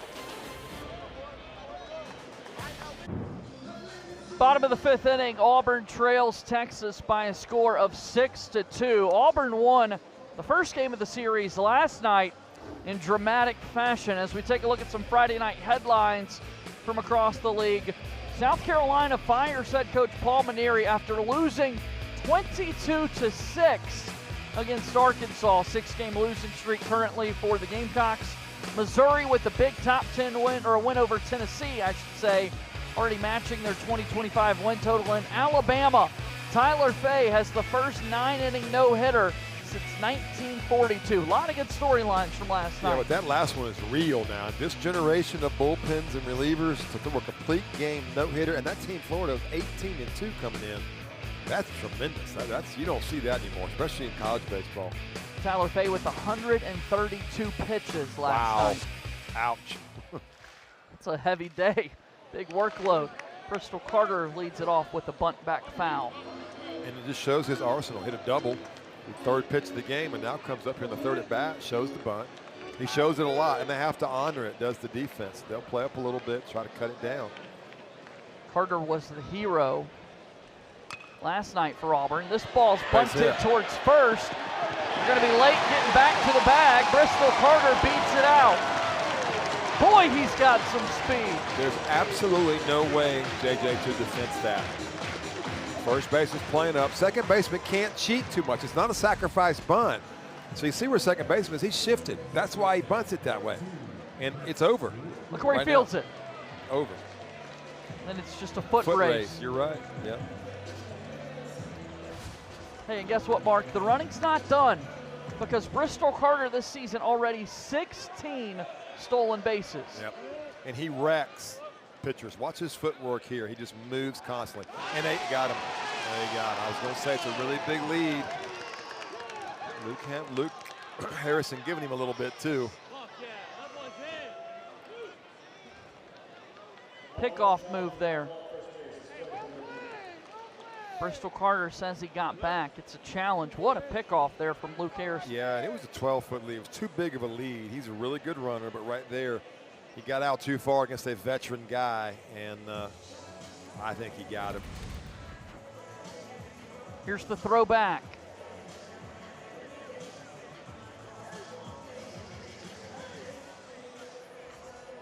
Really, really close. That's closer than it looked initially, Mark. Here's a great look at it.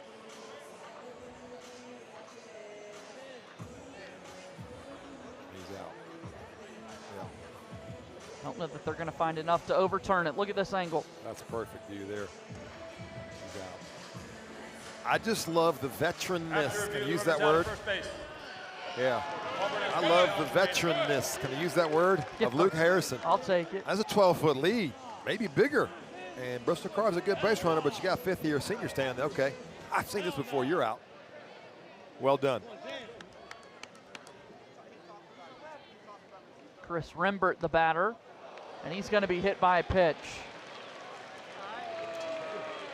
Auburn teammates having a word with Bristol Carter. Yeah, especially down 6-2, and now this. Now you got a chance to have first, second, nobody out. Instead, you got one out. He's very aggressive. I think right there, his aggressiveness may have got the best of him. So Rembert at first with one down, and Chase Freilich up to the plate. This one behind the head of Freilich. What a play there from the catcher, Tenney, really to make sure Rembert didn't get to move up into scoring position. Tenney used what a all grab. 6'4" there. It's a breaking ball, nothing intentional. It's a breaking ball that got away from him. Look at this. Yeah, behind him and over him. Impressive. Lost the mask in the process. Another pickoff move, and Rembert's back safely. Yeah, Chris Lembert's got about a 7-foot lead. He's a good runner too. Chris Rembert is as well, but he's got half the lead. You see there that Bristol Carter had. Here's a strike into Freilich, and it's 1-1.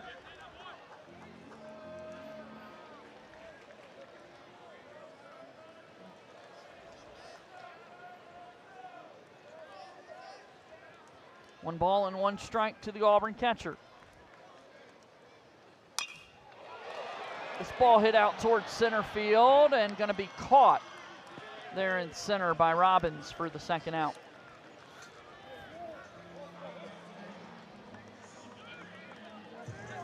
Texas fielding 985 so far this season. 985. 98% of the time they catch it and get you out. It's pretty darn good. When you combine that with elite pitching and no walks, you don't get 9 base runners an inning against this pitching staff and this defense. That's why last night's game winner for Auburn was so surprising. No question. Gave up 9 hits last night against Auburn, but had no walks. Quick inning, good inning. Fielder's choice retires Bingaman, and that'll bring the inning to a close. 5 innings complete. Texas holding on to the 6-2 lead.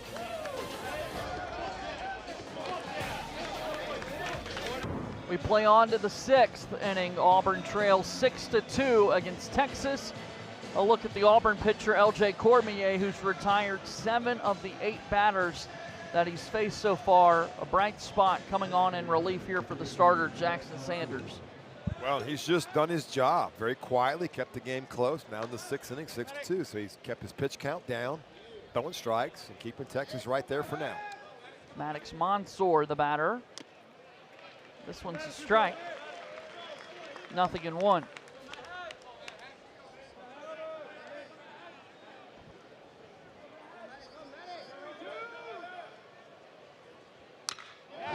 Ball hit out to left field. A leadoff single here for Mansour. And Texas has a base runner on here in the 6th. Like I said, keeping that Texas offense for now at bay. Yeah.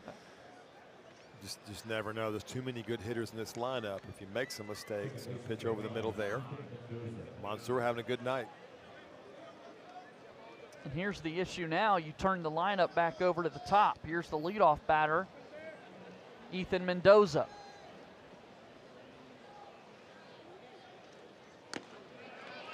There's a strike. Ball gets out of his hand quickly. There's some deception in Cormier's rhythm. It's real loose, very similar to his dad. Real relaxed, real smooth. And the ball just kind of blows out of his hand. 89 there. He touched some 93s. It's just very deceptive, and he mixes well. Mendoza with the fly ball to center field. Carter puts it away. 1 down. He beat him there, threw fastball up. Beat the hands, got a fly ball. So 1 out here in the 6th as the catcher Carson Tenney comes up to the plate. 1 for 3 on the day so far for Tenney. Auburn bullpen moving around, but with the control that Cormier is in on the mound, the outs he's getting, you really like to keep him out there. 1 more inning would be great for this Auburn bullpen to keep as few guys in the game as possible tonight. A throw back over here from Cormier keeps Mansour close.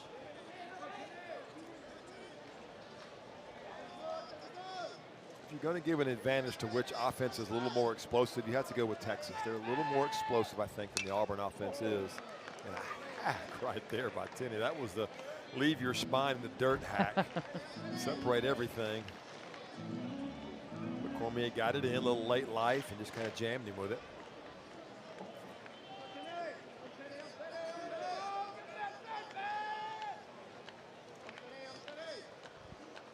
(0-1) pitch. Gets past Freilich. And Mansour able to move up to second.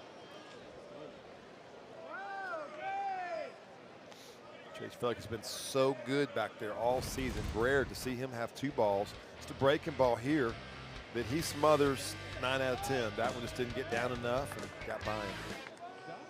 You see it. You see his frustration. He's such a leader. He's such a warrior. Those things like that, they don't sit too well with guys like him. Him or Tenney. Texas catcher at the plate as Cormier steps off and throws back.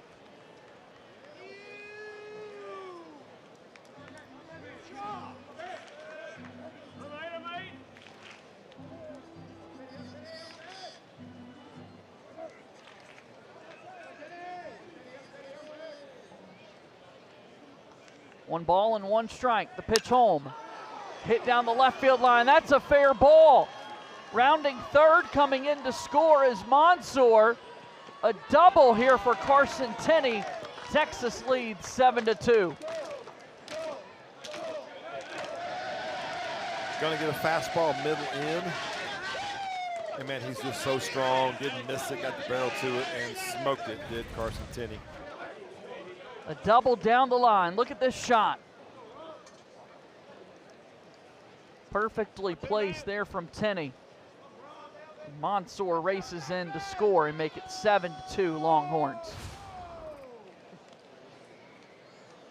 Auburn pitching coach Everett Tieford making his way out to the mound. Boy, it had been going so well for LJ Cormier, and then this Texas offense just doesn't let up. No, they don't. They just punish mistakes, and he didn't make many, but the ones he made, they hit. LJ Cormier's day on the mound is done. Auburn makes a pitching change. New pitcher into the game here for Auburn, Marcel Kulik, the sophomore, comes into the game by way of New York. 6 feet 186. The measurables there for the right-handed pitcher here for Auburn. He's making a rare appearance this season for the Tigers on the mound, and he's got a big challenge at hand as Aiden Robbins is coming up to the plate for the Texas Longhorns. He has had an incredible weekend offensively. Yeah, we're only halfway through it, or a game and a half through it, but he's hit 3 home runs, all of them launched out of a missile launcher over the scoreboard there. It's a night dead center field. And he's had a thing or two to say after every single one of them. I mean, absolute bomb there. Almost over the batter's eye, so 400 plus. Exit velocity, depth, everything you want in massive home runs. So he's 3 for 7 on the weekend, and all 3 hits have left the ballpark. Kulik's only had 1 appearance. He did not get an out. He is from Virginia Tech, sophomore, much like Dick Marciano. As this one's hit up in the air down the first base line, and it's going to get out of play. You don't know with a guy like Kulik. Was there something injured early? He wasn't ready. Why has he not had the outings? I mean, this game's not over. So for Coach Tieford to put him in now, they trust him. He's done something to earn their trust. So we don't know the history of what was going on, but there's not a lot of outings yet. About 13 appearances for Kulik at Virginia Tech a season ago. Time called here at home plate. Number 4 ranked pitcher in the state of New York. They don't start playing baseball up there till late. It's April before they start their season. It's so cold. It's been really cold this winter. Probably still waiting to play. 0-1, pitch home. Hit on the ground to short. McCrane can't handle it cleanly, and everybody's going to be safe. A backhanded stab by Brandon McCrane, who then was thinking about throwing to third. Yeah. And I think that just messed up his rhythm and timing of it all. Yeah, I think it's the right call. I think he would have had Tenney too had he come up with it clean. He's got time to throw it over there and get Tenney out. Right there, the exchange just flipped it out of his glove. So Robbins will be safe. That's going to put runners at the corners for the shortstop, Adrian Rodriguez.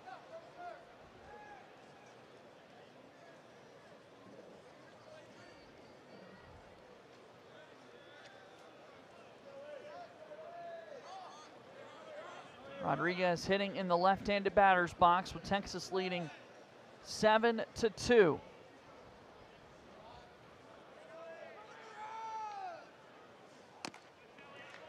Here's a strike. Fastball at 93, so good arm. Kulik, we don't know much about him. We got a notice from the Texas SID that Rodriguez had a hand surgery last year. We saw him grimace in pain a couple innings ago when he swung, and that's what it is, more hand than shoulder or elbow. And he gets it back on track and goes and plays. Big swing there from Rodriguez. Robbins faked like he was running to second, and it's 0-2. And there you see it again. He's hurting right there. That one got him too. You see him kind of bending over and favoring it right there. You see his face, grimace, and there you see it. So time is called. I think Coach Lawson may take him out. He kind of gestured to the dugout. Maybe they're going to come out and put a little icy spray on it, but just dealing with an injury that was operated on last year and still bothering him this year. The training staff out here for Texas. The play a moment ago was officially scored an error against Brandon McCrane. So that's now 3 errors defensively for Auburn tonight. Really rare. They came in just below Texas, fielding 980. Tough for Rodriguez because he can play defense. It's his glove hand. It's just swinging the bat. It just causes the pain when that hand rolls over. Such a good player. They got to have him in there. I'm sure they have a good backup behind him, but this guy is elite. 1 down in the inning. Runners at first and third.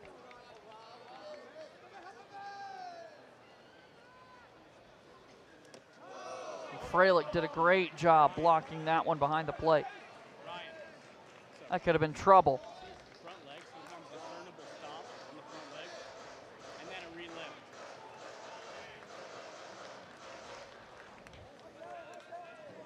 A ball and 2 strikes.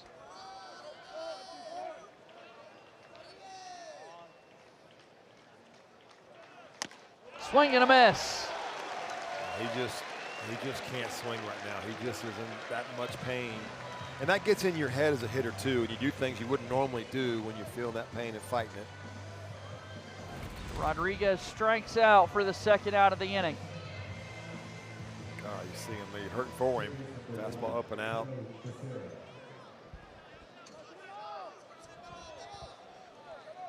Definitely frustrated. Feel for him. And laboring in pain there in the Texas dugout. Take a look there. And again, he's probably fine defensively. It's not his throwing arm, it's just hitting. So you got to deal with it once every 3 innings. You got to come up there and try to swing the bat, but you don't want to lose his defense if you're Coach Schlossnagle. Yeah, he's made several incredible plays defensively tonight. Hey, Kulik spits it, man. That was 94 there. It's kind of a short arm stroke, almost like a catcher. Ball gets out of his hand quick and just explodes. And just seeing maybe a guy that they were counting on, he wasn't ready, and tonight getting some work. Throw back over to first.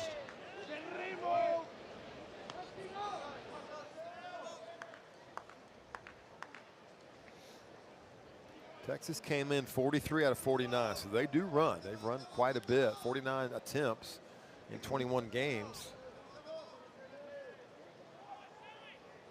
0-1 pitch to Becerra out of the zone. When you know a team's gonna run and you're on the mound pitching, and you start working on this in August because you can't just do it overnight, you're trying to be about 1.4 seconds. So Kulik is trying to get the ball to Chase Freilich in 1.4 seconds or less. When you do that as a pitching staff, it really takes the charge out of a running team. Ball hit foul. Close to a balk there. He didn't really set very long. Hands didn't stop long at the bell. So there's so many stopwatches. There's analytics going into this. You combine the catcher's time with the pitcher's time. And if you're a base runner, elite base runners in the SEC, JJ, run about 3.6 seconds on a steal. So if you can beat that as the catcher-pitcher combination, you throw guys out with good throws. That's the other part of the puzzle. You got to make a good throw. The 1-2 pitch out of the zone. 2 balls and 2 strikes to Becerra. Kulik sitting around a 1.43. I always bring my stopwatch like the American Express card. If you're a coach, you never leave home without your stopwatch because you got to time runners and pitchers and all kind of things in the game. Is that in the coaching handbook? Absolutely. Never leave home without it. Swing and a miss. Kulik with the big strikeout to bring the 6th inning to a close for Texas. Longhorns lead it 7-2 here at Plainsman Park. Adrian Rodriguez remains in the game at shortstop for Texas, with the Longhorns leading 7-2 on the season.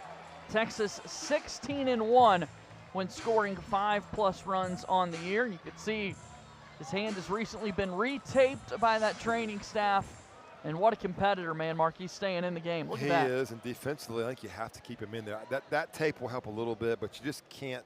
You can't stop the aggressiveness of a swing, JJ, and what, because your hand's what you hit with, right? And so, got to stay with it. There's a look at Troy Tulowitzki, an assistant coach for the Texas Longhorns team. 13-year big league career, multi-time All-Star. Yeah, that guy knows a thing or two about shortstop. Big league shortstop, no doubt. Played at Long Beach State and has come on to Coach Schlossnagle's staff to begin his coaching career. And yeah, how about that? The offensive numbers with him around have really blossomed the last 2 years for Texas. The guy just loves baseball.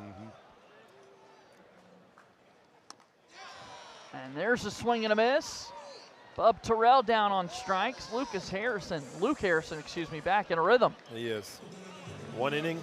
First inning a little shaky, fourth inning a little bit, but now settling back in here in the sixth and just giving them huge innings and pitches. And he's only 83 pitches, so he's good to go here. As long as he keeps that pitch count down, he's good to get into the seventh if he can get this out here quickly for Auburn. Fouled back by Guevara. It's 0-1. If everything holds true right now, we will have one heck of a matchup tomorrow afternoon for the rubber game. Long way to go. But boy, it'll set up a big show tomorrow afternoon. Join us. Yeah, out of the zone. It's going to be a great series finale. Only downside is you won't be here with me, but we'll get it going. We'll survive, figure it out somehow, some way without you. The great Lynn Rollins on the call tomorrow.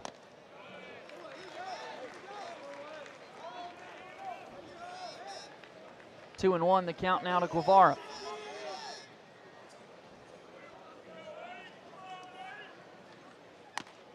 Here's ball 3. If you were going to pick on anything with Luke Harrison, it would be the finish. He does fall toward third base a little bit. Look, this guy's been out there for 5 years at Tech. Well, 4 years, one with an injury, but he does fall off a little bit. Can he stay with pitches better? That was better there. Hard hit ball to third. Becerra kept it down, and it's going to be a late throw. Guevara able to beat it out. A hard hit ball down to the line to the hot corner. Becerra and Guevara. Guevara right there, good play, knock it down. Eric Guevara runs really well. Guevara, excuse me. He runs really well. One third baseman hitting it to another. That's good effort, though. Nice play, sure was. Just too much speed. And Mason McCrane will be the batter. RBI ground out his last time up. This pitch is high and inside for ball 1. They feel like McCrane has a pretty bright future pitching. One of the two-way guys, Ethan Bingham and the other guy that was highly rated as a pitcher coming out of high school. They think this guy's got just the ceiling. We've seen him make a couple throws, you and I have, from right field to third base, and we see why. They're excited because the arm strength is through the roof. Right now, though, getting it done as a freshman, swinging the bat. Auburn looking for a little offense here in the 6th. There you see him, Ethan Bingham, potentially 95 off the mound, and two guys that had a chance to go play professional baseball last summer and chose to come live life in the SEC. Not so bad. 1-0 the count. This is the 90th pitch from Harrison. And that was a swing from McCrane. Minor league baseball has changed a lot, JJ. Now it's complex ball for the rookies. They don't travel around and go to a city. They stay at the spring training complex, and you just get on a van and go play. So when you sit in a crowd like this every single Friday, Saturday, Sunday night for 10 weekends, I don't know why you'd pass it up. I get the allure. I was the same way as a kid, wanted to play in the big leagues, but you can do that. Just come here and get your education and play in this environment first. Yeah, this could be a culture shock. It's I mean, look at this view. Tons on hand. Not going to get this in Tucson, Arizona in rookie ball. 148 degrees. 2-2 as Harrison misses outside. I don't, again, not to belabor the point, I don't know any reason why you would give this up if you're signed to come to a place in the SEC and experience this and have a real chance to go to Omaha in your This career. view above the War Eagle wall out there in left field. Down on strikes. Mason McCrane strikes out. Luke Harrison has been awesome. Let's run through his highlights. He has. He's done with a changeup there, fastballs, elite breaking balls. He's pitched up. He's hung in there in a couple innings that were a little shaky and given Texas exactly what they needed, and he would play a little defense. It's up to 6 strikeouts on the day. And that kind of fits. He came in with strikeouts, even innings. I think that may be it. Coach Slosno coming out, but man, what a night. He battled. He gave him some great innings and gave him exactly what they needed. So Brandon McCrane due up next. There's the line for Luke Harrison, the left-handed senior. And head coach Jim Slosnagel asks for the baseball, and the outing is over. A smile Absolutely. from Luke Harrison. Feel good, really feel good as head coach, giving him a little pat on the chest, and he did exactly what they needed, 6+ innings. Pitching change for the Longhorns here in the 6th inning.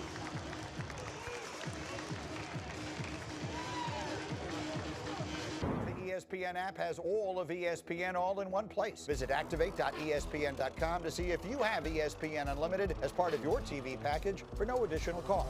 It's all of ESPN all in one place. Sign up or activate now.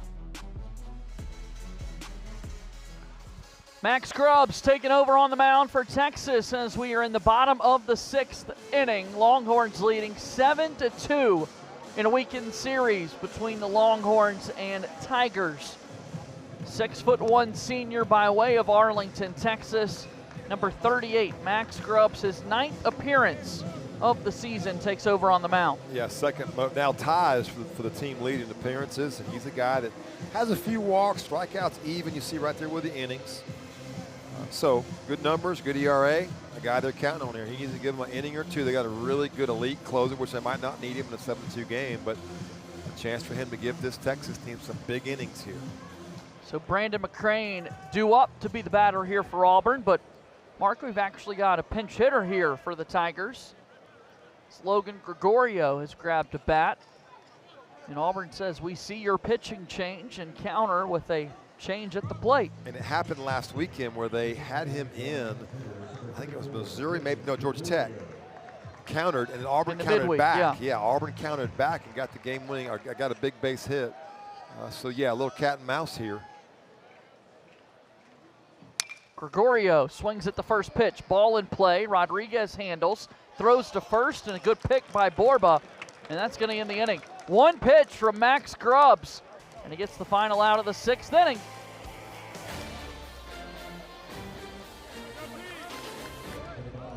Let's go to the 7th inning. Texas leads Auburn today by a score of 7-2 as the Longhorns come to bat. Jim Schlossnagle working on his lineup card there. As you can see, the last 21 weekend series once again.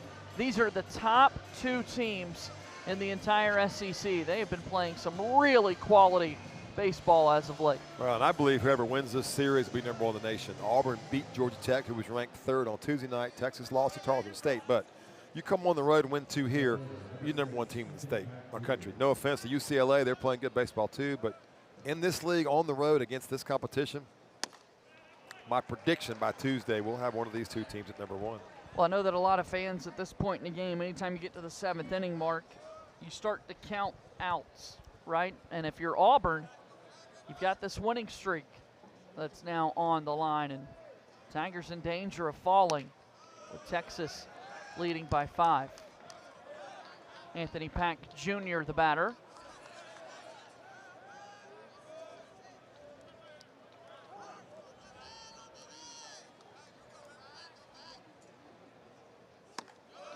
Here's a strike. Yeah, like Pack what Jr. we're seeing for Kulik, you'll see this shift there. And Tanner Waldrop, the Tanner new Waldrop, third yeah. baseman for Auburn.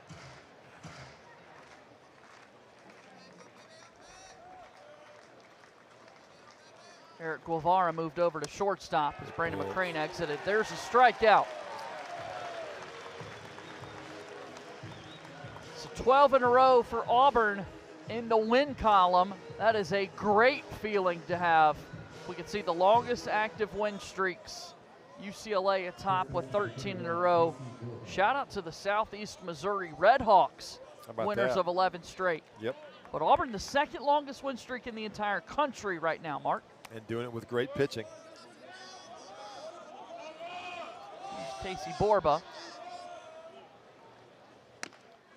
Takes strike 1. JJ, Tanner Waldrop is a guy for Auburn should be talked about. Lives in my neighborhood, been here for a year plus, and has one at bat. He has persevered, he's hung in there. He's not out there for some gift. He's out there because he's worked hard and earned the right to be at 3rd. There you see him. He'll be in the lineup. Comes in for Brandon McCrane, I would assume. So a guy who's persevered. We talked about Luke Harrison for Texas. Been there, worked through it. Now a guy. Tanner Waldrop, the same thing. Highly ranked out of high school, went to Auburn High School. And get some playing time here on the big stage. A neighbor of yours. Good for him. Unfortunately for him, yes. Lives in my neighborhood. Doesn't drive by my house a whole lot. McCrane out of the game. Eric Guevara has moved over to shortstop for Auburn. And I missed that. Was there a pinch hit from McCrane? Did that, I don't. Yeah, when Gregorio came on. The left-handed matchup, yeah. So 2-1. The count now to Borba.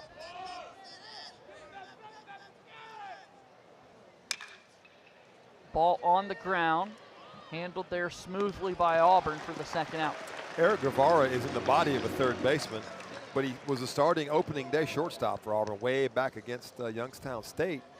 He fits better at third, but he can play short. Good hands there and a good play. So with 2 down, Jaden Duplantier is the batter.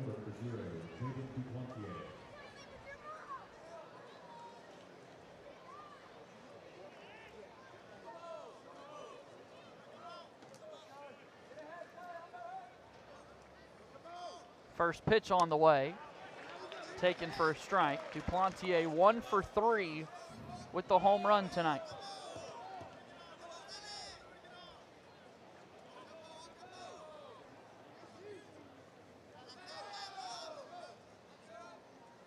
Pitch home, swing and a miss. Here was Duplantier. The home run in the 3rd inning was his first career homer. Got a breaking ball down and in, flips the bat. You have to do that. Hit an absolute bomb over the green monster. Plenty of reason to celebrate when you've got a swing like that. 0-2 pitch. Tell you Foul what, ball. when Nolan Ryan was patrolling the grounds, you didn't flip the bat. You just hit it out. You actually probably apologized. Mr. Ryan, I'm sorry I hit it out. I'm going to run as fast as I can around the bases and take it back to the dugout. Can you imagine someone doing that to Bob Gibson? Oh my gosh, you'd have got 98 upside the head. I'm not at all saying that should happen. That's not what we want, but just different times.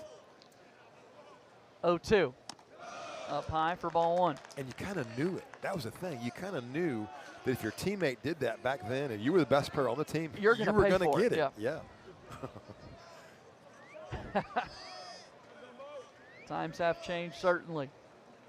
Still fun and entertaining to watch. Down on strikes. Good work. Good work on the mound. Quick 1-2-3 inning. Kulik with a pair of strikeouts. We've reached the 7th inning stretch here at Plainsman Park.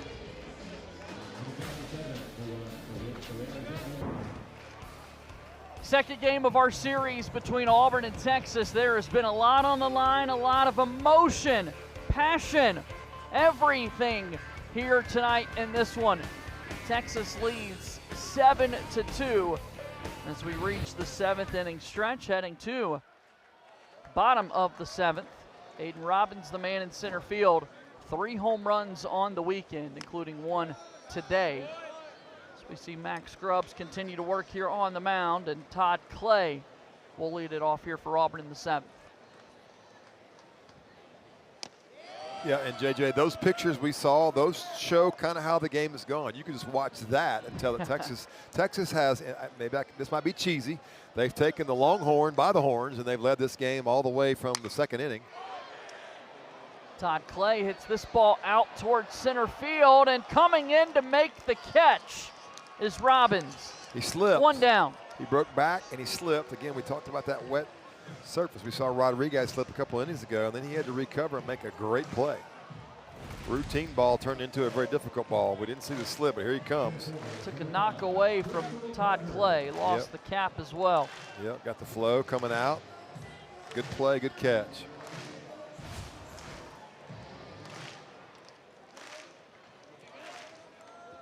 Here's Bristol Carter.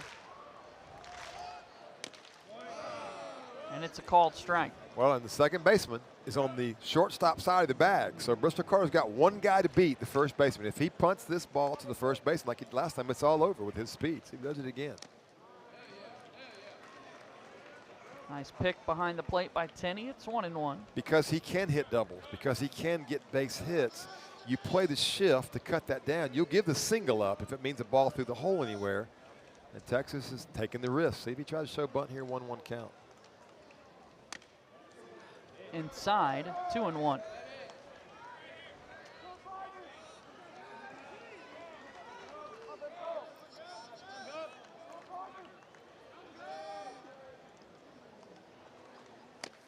Big swing and a miss there from Carter. It's 2-2. It's a really good motion by Grubbs, really smooth, easy.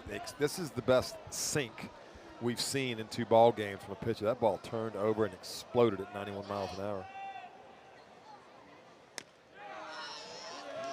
Called strike 3. Big second out of the inning.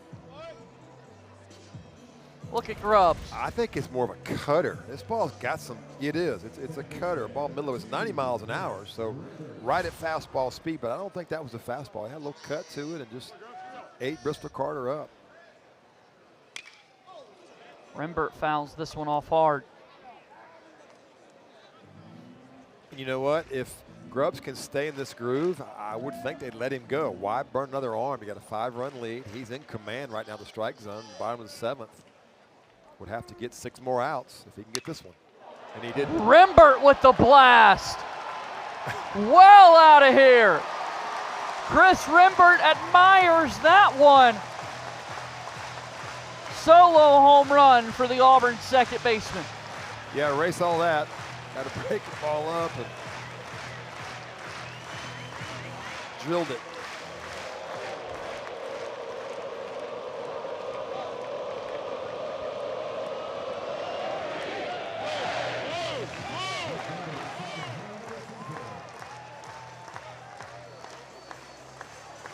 Solo home run from Chris Rembert to make it a 7-3 ball game. Which is why he's so highly ranked. They've got him projected first round breaking ball right in the middle. Not what Grubbs had in mind, and he knew it, hung it. Guys like this, you just can't make mistakes like that. Goodness. What the hang time was. It's a punter back in the 80s named Ray Guy. And that one had a little Ray Guy hang time on it.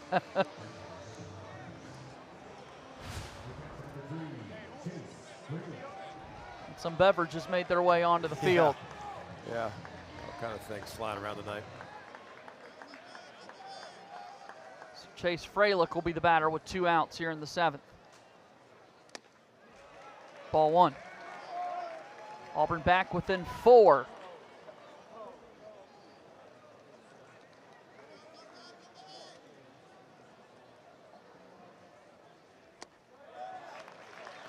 See Grubbs on the right side or the first base side of the rubber because of the sink. He's got really good life. The ball's going to run to his arm side away from Chase Freilich. He's over on that side of the rubber to open the plate up for him and sink it.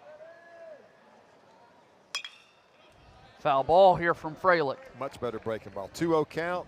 Not going to lay a fastball in there for you, Chase Freilich. Here's a breaking ball. It's a good one and got a strike in the count. It's a good matchup for Chase Freilich. The right-handed guy sinking the ball. He can see it better. It's going to run away from him. Just got to make sure he gets it up if it's a fastball. 2-1 pitch. Check swing here from Freilich's fouled off into the Auburn dugout. Another breaking ball.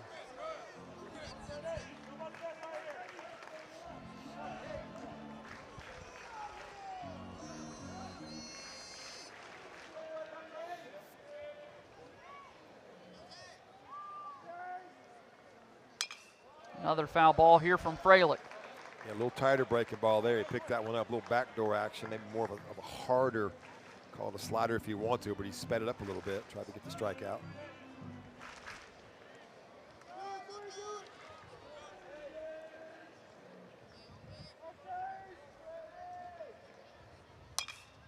And another foul ball here from Freilich. 4 in a Grubbs row. is testing him.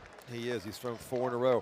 So what he's kind of set up for, that is Chase Freilich, is a fastball in. You've gone soft away 4 consecutive times. One breaking ball a little harder than the others. Now, if you can get the fastball there. Now, a guy like this, if you don't, you better duck. But if you can get it there, he's kind of ripe for it. 2 balls, 2 strikes. See where Tenney goes. Another pitch on the way. And it's ball 3. 5 breaking balls in a row, mixing it.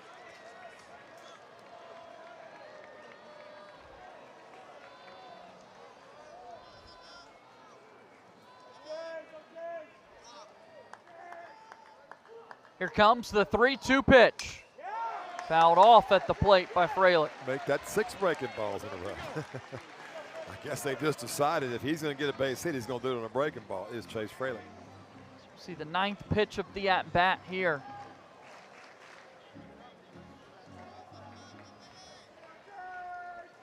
Two down, bases empty here in the 7th. Ball 4. Chase Freilich has earned a walk. And did not see a fastball the last 7 pitches in a row. A little surprising, but respect for him.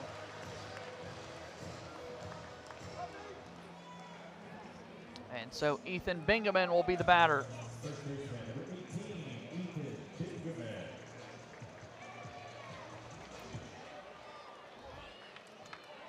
Bingaman, 2 outs. sorry, JJ. I'll say Bingaman for a freshman came in with only 9 strikeouts and 57 at bats. So he's really got a great eye to zone for a young guy.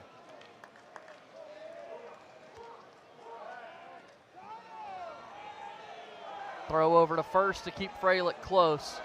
Yeah, Boy, does it feel like Auburn needs a run back here to something. keep this momentum That's going. exactly right. Steal it back.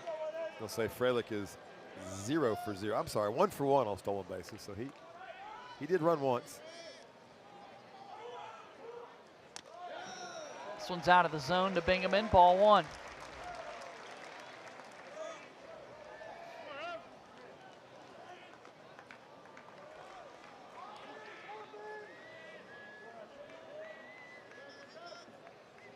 We got 2 outs, a 1-0 pitch to Bingaman. There's the strike. Yeah, good fastball there with some life. And that's his strength. That thing's got some serious bite to it, so a chance to get a ground ball at any moment versus a right-handed hitter.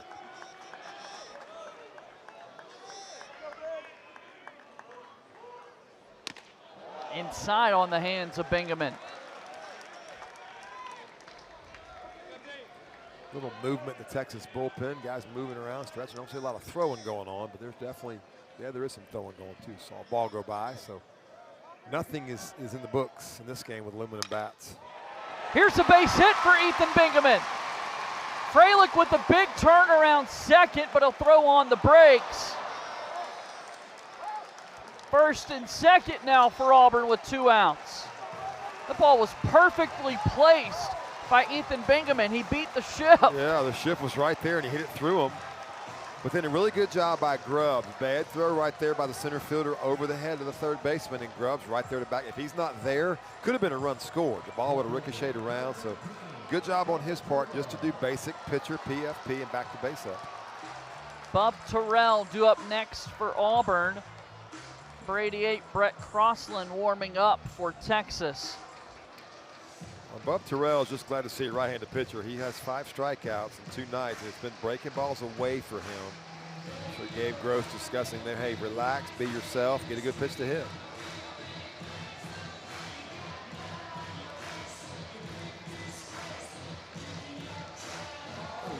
There you see right there the 5 strikeouts, and it's been a steady diet of off-speed pitches away to get him to those 5 strikeouts. And he's going to see maybe a lefty again. He saw the big lefty last night at the pen. Maybe get another one.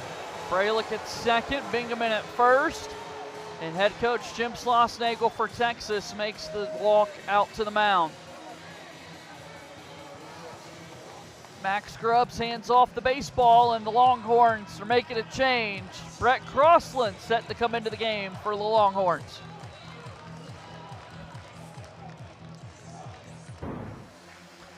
Number 8 Oklahoma and number 2 Texas start a big 3-game series Thursday night at the Dish. Games 1 and 2. Coverage begins at 8 Eastern, 7 Central, and next Saturday's series finale start at 5 Eastern, 4 Central. Like everything else, all games are also available on the ESPN app. Great time of year. Big pitching change here for Texas as Auburn looks to continue to climb back into this one. The new pitcher for Texas by way of Phoenix, Arizona, the 6'5" freshman Brett Crossland comes into the game to throw here for the Longhorns. Yeah, I was going to say, you see the numbers. He hadn't walked anybody, only given up 1 hit, 6 2/3. I was going to say a big Texas beef-fed right-handed pitcher. Only problem is he's from Arizona. Yeah. I don't know what to eat out there, but 255 pounds, 6 2/3, 1 walk, 1 hit, 2 base runners in 7 innings. So Bub Terrell will be the first batter he faces. 2 outs here in the inning.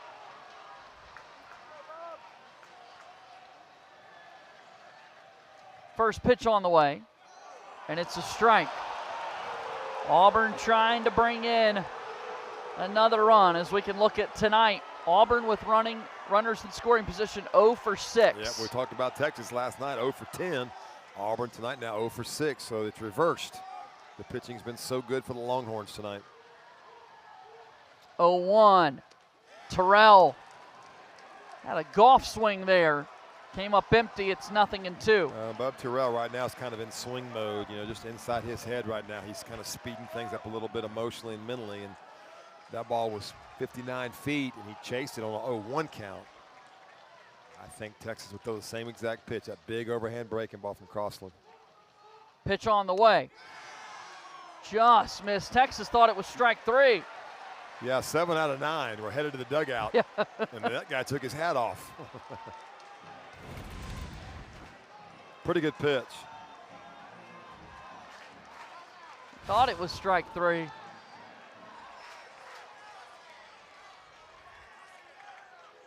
And Butch Thompson He's comes hot out about and he's something. chatting with Derek Malika.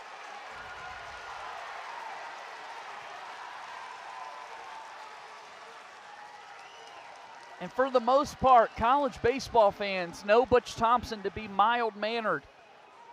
He's having a conversation here with the umpire.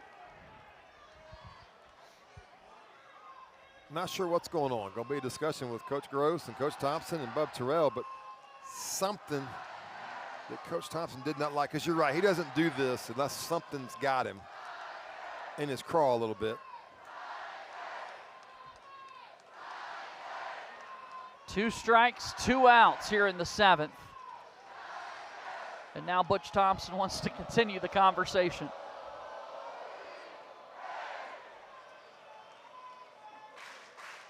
No. There is a lot of passion on both men's faces right now. Yeah, absolutely. Oh, if we had a microphone. Of course, it would be beep, beep, beep, beep, beep, beep, beep. It'd be like Morse code. All right. Well, Texas thought it was strike 3. Auburn didn't think so. The fans thought so, and they've got some high emotions here going on. You think this means something, Mark? A lot. A ball and 2 strikes with 2 outs.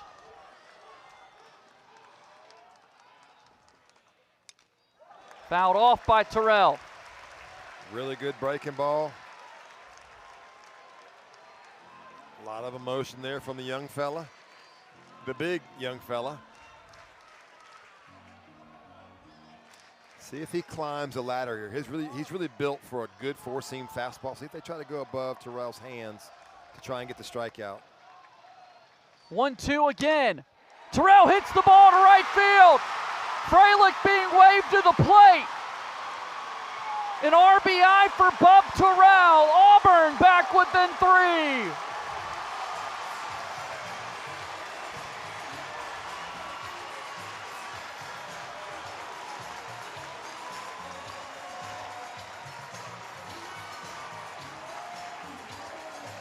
What a swing from Bub.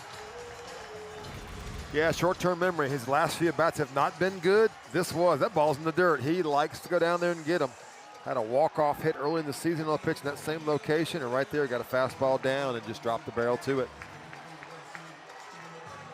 And so now Auburn has brought the tying run to the plate.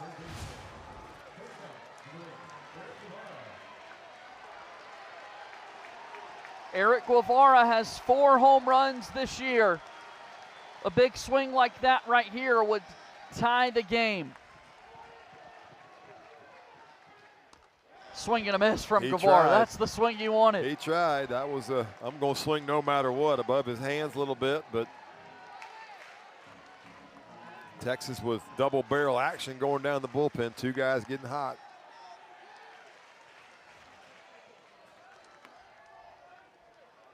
Oh, 1 to Guevara. Low. 1-1. It's a really good fastball from Crossland. It's a high arm slot. It's straight downhill. It's 94. I would imagine he was highly valued by pro scouts, and Texas got him, which is what this SEC can do. They can keep guys away from professional baseball because of what they offer. 1-1 pitch. Guevara swing and a miss. That was his pitch. Got a hanging breaking ball right middle in. A chance Guevara a pitch he likes to hammer, and just missed it. So here's Crossland again now, 2 strikes. Stairs home. The 1-2 pitch. Guevara the other way. Auburn scores another run. Terrell takes off towards third, and the Tigers are within 2. RBI knock for Eric Guevara. 2 1-2 counts by this Auburn offensive team, and all they did was get a pitch. Didn't try and do too much. Guevara shot one that way. Terrell pulled it that way. Good hitting by Auburn with 2 strikes. And it wasn't a bad pitch by Crossland. That pitch was a little bit in on him, but just really good disciplined approach by the Auburn offense. Mason McCrane, the batter.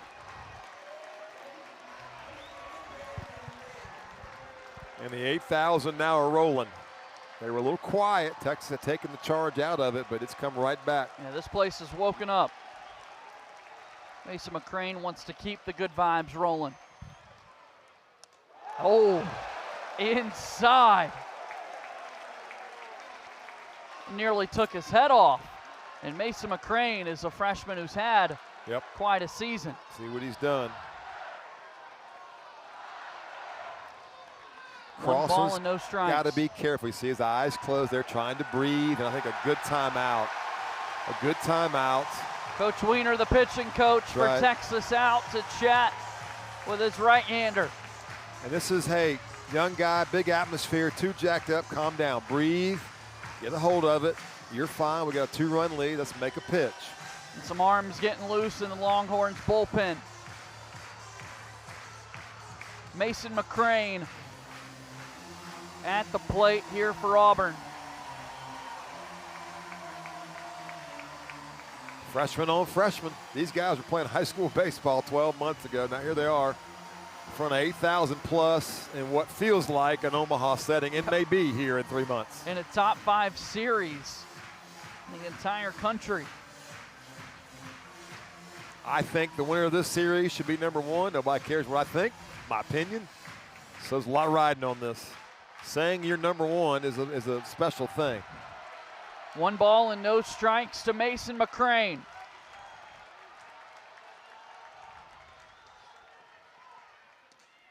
There's a strike. Look at Brett Crossland right now. Breathe, baby, breathe. He's thinking, man, I ain't felt these kind of emotions before. Talking to the hitter, talking to himself. It's a good time out there by Coach Weiner. A 1-1 count. Out of the zone, ball 2. How distracting is Bub Terrell right now at third base? He's a little bit, you know, he's not a threat to steal home like Bristol Carter might be, but again, you got a young guy on the mound who right now everything is noticeable by him. The crowd, all the action going on, he's soaking it all up right now. 2-1. There's a strike. It's 2-2. Took a little off that. That's a very mature pitch on a 2-1 count, not to just groove a fastball in there. Good call, good pitch.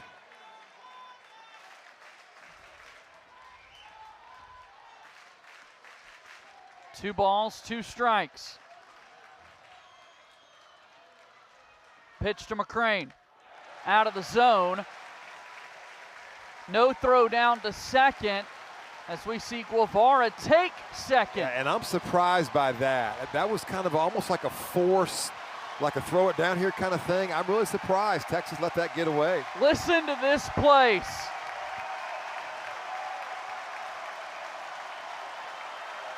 It's a full count with 2 outs. And time called by Texas. What?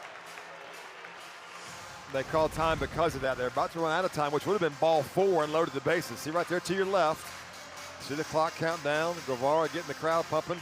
But I want to go back to that stolen base, JJ. I don't know if Texas got caught right there. Guevara ran halfway and then kind of walked. He was trying to draw like a double steal and then steal home for Terrell, and Texas didn't throw. I'm surprised by that. 3-2 count. Coach Schlossnagle came out and then went back. They're forcing Coach Schlossnagle back into the dugout. Second base umpire Micah Holman. Gabe Gross is yelling fired too. He's done up. that twice. Well, Coach Schlosser came out 2 times back-to-back. Boy, there's some emotion going on here, JJ. This means a lot. 2 runners in scoring position, 2 outs and 2 strikes. Called strike 3. Texas shuts the door on Auburn here in the 7th. Brett Crossland. Watch this Massive location. strikeout. Boom. Ooh. Tons of emotion here at Plainsman Park. Auburn got 3 big runs in the bottom of the 7th to cut into the Texas lead. 7-5, the Longhorns lead, as Auburn is 6-1 on the year in games decided by 2 runs or less. In the 8th inning, Auburn makes a call to the bullpen. Ryan Hetzler, a junior from Corona, California, takes over on the mound. A new pitcher here for Auburn. Yeah, and he's really good. He's one of the guys that you might think would be a closer. You see what he's done there. Doesn't walk anybody. He'll touch 95, big breaking ball. Auburn is kind of making a statement. We're going to start. This is it right here. If they can get this next 3 outs, they'll have the bottom of the 8th, have the bottom of the 9th. But making a statement that we're going to bring one of our 2 closers, Garrett Brewer and him, in the game losing. Try to win the game. And Auburn has the 2nd longest winning streak in the country currently active. Auburn has won 12 straight baseball games. Maddox Mansour is the leadoff batter this inning. He's the number 9 batter in the order for Texas. So 9-1-2, set to face Ryan Hetzler. There's strike 1. He just blows some gas. He came in last year, transferred in, and settled in, had 7 saves last year, did Hetzler. Mansour had a great night, 3 for 3, 3 singles, had a big RBI early. There's strike 2. This is what Hetzler does, though. It's impressive. It's Coach Thompson made an interesting comment about him. He said he drives him crazy because in January, preseason scrimmages, he wasn't very good. And all of a sudden, the season starts, and he's 95 and throwing great. Just missed. 1-2. Just go throw a 96.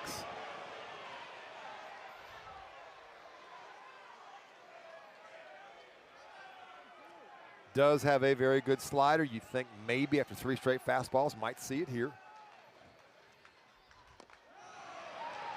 Out of the zone. 2-2. Those are good takes by Mansour. Chase Felix doing a really good job of bringing that pitch up, making it look better than it is. Those are good takes. Those are balls by Mansour. Butch Thompson watching on. There's a slider. There's a swing and a miss. A strikeout for Hetzler. That's 1 down here in the 8th. Well, this is why you bring him in. If Auburn can rally offensively and Hetzler can shut Texas down, you win the series. And tomorrow you go for another one. But that is the elite slider of Ryan from California, Hetzler. Is that his middle name? I think it is tonight. Gotcha. They don't play around in California. Ryan You don't travel from this California, far Hetzler. That's to right. Alabama if you don't have some stuff. Here's Ethan Mendoza fouling it back.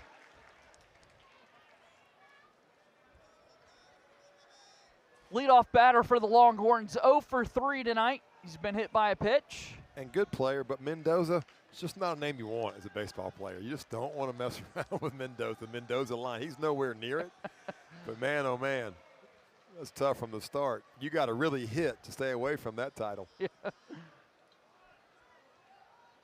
No balls and 1 strike with 1 out.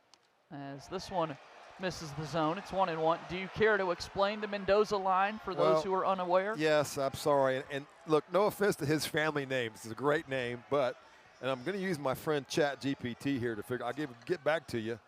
But basically 200 batting average or below is the Mendoza line. This one misses the zone, so 2 balls and a strike. You ready? I'm ready. Mario Mendoza, a light-hitting infielder who played in the big leagues in the 1970s and 80s. He was known strong defense, but struggled at the plate, often batting around 200. There you go. You're educated. Appreciate your service, Mario Wing Night Mendoza. Trivia. Strike 2.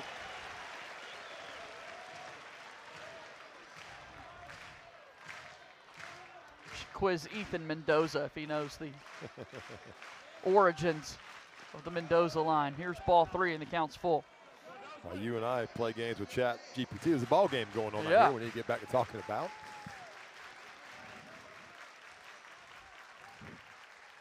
Payoff pitch.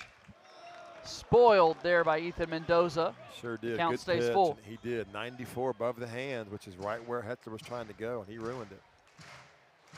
Tell you, that slider here, everybody in the stadium thinks fastball 3-2 count. I wouldn't be surprised to see him and Chase Fralick. Hetzler did throw it.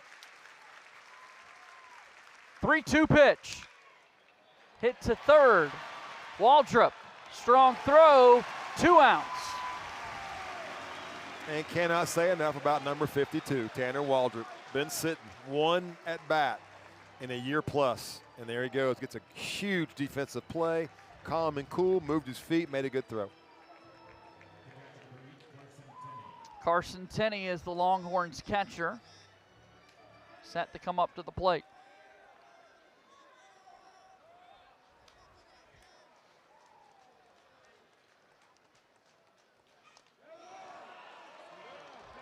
Missed the zone there. Ball 1. As you watch these catchers go get balls, in my day it was the frame. Catcher got to frame it. They'd hold it and stick it there and try to show it to the umpire. These days they bring it in. They're taught to draw a square around the strike zone. And if it's outside, you just kind of softly kind of bring it back in. And they do a lot of work on this. If it's high, you bring it down. If it's out or in, you bring it in.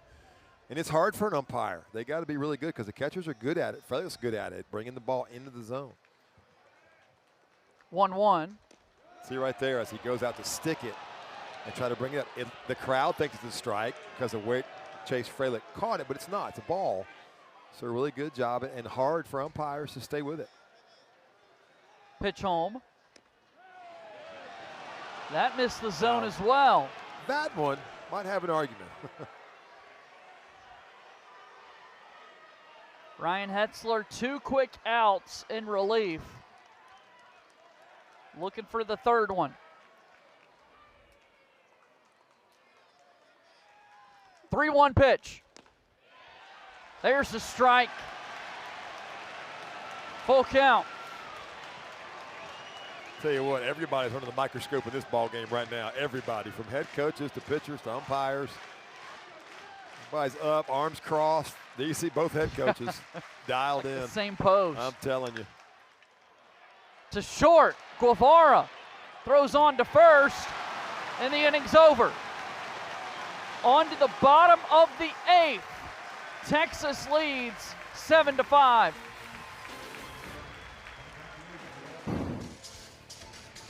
You think it means a little something? Tons of emotion we saw in the bottom of the 7th inning. Auburn able to claw back into the game. 3 runs across before a major strikeout from Brett Crossland to end the inning for the Longhorns. Texas leads 7-5 as we move to the bottom of the 8th I'm inning. exhausted. There was a lot going on. I didn't see all that, but you see what happened right there in the first 6 innings for the Auburn offense. They were just as productive in the 7th inning compared to what they had been able to do in the first 6. And we had just shown they were 0 for 7 with running scoring position. That changed right there. And look, really an underappreciated play by Eric Guevara right there. That ball's a tough hop, tough ball to get out of that inning and get Auburn back on the offensive side of things. So there's Lucas Steele. He's going to pinch hit to start the inning. And a new pitcher here for the Texas Longhorns, a freshman by way of High Point, North Carolina. 6'6", Sam Cozart taking over. Yeah, the full beard, 6'6". Last guy was 6'6", 255. They growing big in North Carolina, but look at the numbers. 20 innings, 27 punch-outs, 4 walks, only 10 hits. It tells you Sam Cozart's got some elite stuff. Power breaking ball, more than likely. Power fastball with those kind of numbers. So Steele, Clay, and Carter are the 3 batters due up here for Auburn in the 8th. I don't know how you grow a beard like that as a freshman. I can't grow one like that at my age and just be that big. He blocks the whole camera screen right here. Yeah, First big pitch is a strike. overhand breaking ball. Seen a lot of really good freshman players in this ball game tonight for both sides. 0-1 pitch. It hit Lucas Steele. Off to first base he will go. And just like that, the tying run comes up to the plate for Auburn. Todd Clay hit a ball hard, second at bat, flew out last at bat, just needs something positive going his way and a chance to do it right here. So Todd Clay, 0 for on the night. Auburn High School kid as well. He and Tanner Waldrop were teammates.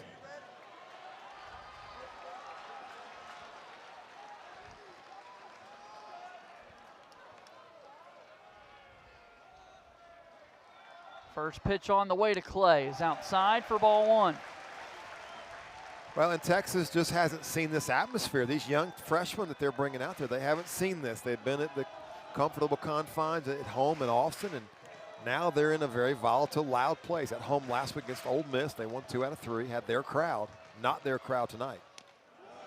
A strike to Todd Clay, and it's 1-1. Really good breaking ball. Not a running threat, will steal it first. Not a bunting threat here, not losing by 2.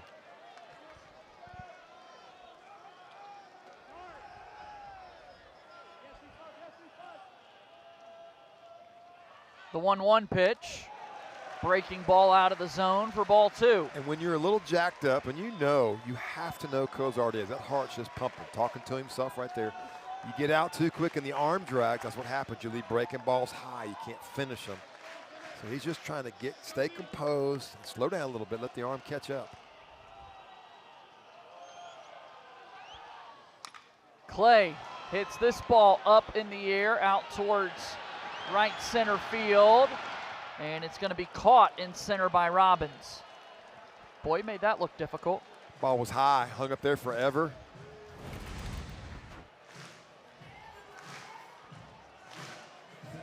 He's calling off all his teammates. Falls to the seat of his pants to make the catch. He's had 2 of them tonight that he really had to go down and get. Tough catches. You know, this crowd's letting him hear it as well. Bristol Carter will be the batter. Been a lightning rod for the Auburn offense the last 15 or 18 games. Bristol Carter takes ball 1 high. You know, he showed a good bunt earlier and did it here. Probably don't want to do it, because if you bunt here and make an out, you give Texas an out. You're really trying to swing the bat down by 2 in this scenario, bottom of the 8th inning. 1-0 pitch to Carter. Swing and a miss.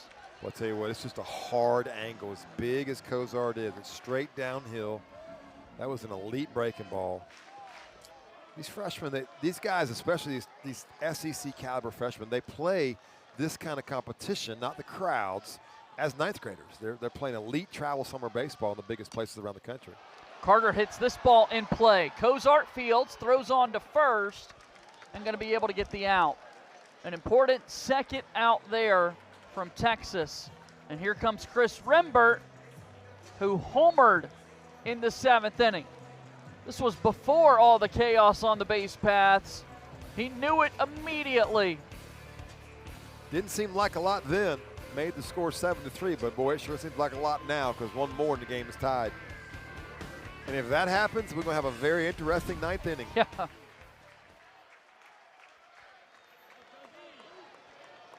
Runner in scoring position for Auburn. Got 2 outs here in the inning. Rembert hits this ball to third. It's over the glove. Becerra had it. It hopped over his glove, and runners are going to be at the corners for Auburn. The go-ahead run, and Chase Freilich will come up to the plate. Becerra got caught in between. Watch the hop. This one right there. He should have come. You got to read it real quick. Had he come and cut it off, it'd been better off. That thing sped up on him with the second hop. It's a minute, a second, a split second. JJ reaction for an infielder to either come or not. When he didn't come, that split second got him. Daunting position to play. It is, no doubt. So Sam Cozart will face Chase Freilich. Got a lefty, I think, getting loose in the bullpen. And we will see Jim Schlossnagel, the head coach for the Texas Longhorns, make his way out. And a pitching change take place here for Texas. Auburn trails 7-5, but the go-ahead run coming to the plate.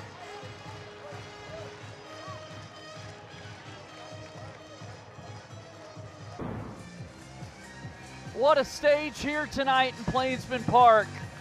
They're packed in, 8,037 people, marking the all-time single-game attendance record. And what a baseball game we've been treated to here tonight. Yes, we have, and we've got another big right-hander for the Texas Longhorns in the game.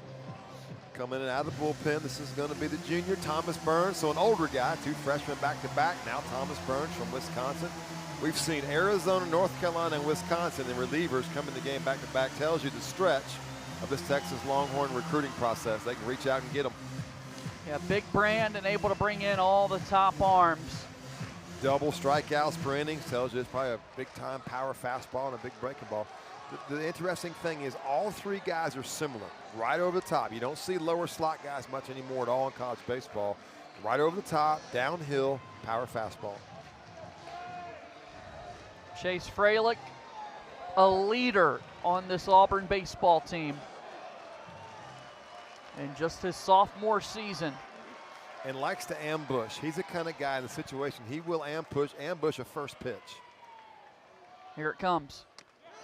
Not There's that strike 1. 98. The arms are getting bigger. Ha. Woo! Man. That was some heat off the right-handed arm. Sizzling.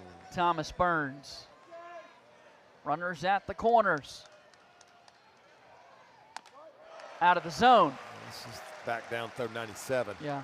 He's got to be careful, does Burns. The same thing we talked about with the other 2 guys. You get too jacked up, you get quick, and the arm drags because you're out quick. Now you leave a ball up, or you don't throw strikes. Arm is great. Don't try and make it more than it is. 1-1. Freilich goes the other way. Auburn's back within 1. RBI for Chase Freilich.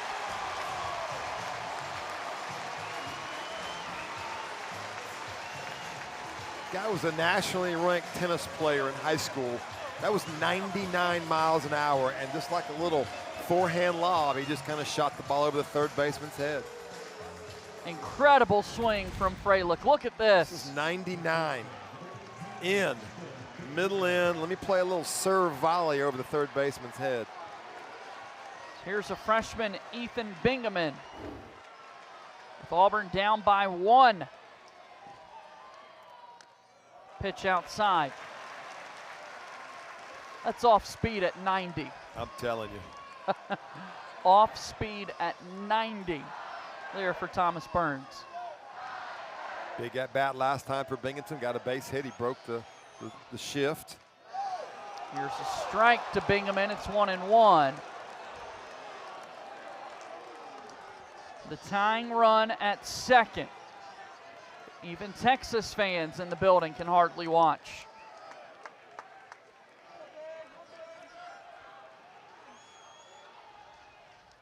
This one gets past the catcher. Everybody moves up. Carson Tenney couldn't keep it in front of him. And now the go-ahead run for Auburn is in scoring position. Yeah, just sped things up right there. Thomas Burns started his career at Arizona State. Here he is at Texas, and here he is in front of a big, loud crowd trying to get 1 more out. 1 ball and 1 strike, no, 2-1. 2-1 the count to Bingaman. Foul back.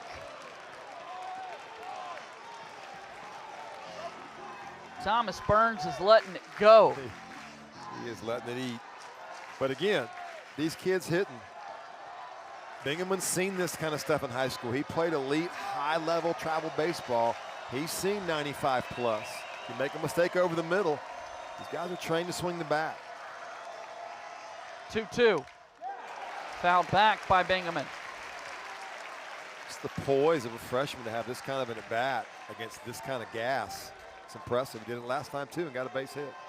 If he gets a base hit here, not great speed at second for Freilich. It's going to have to make the outfielders work left or right to score on a single. Chase Freilich, catcher, doesn't run great. 2 balls, 2 strikes. Another 2-2 to Bingaman.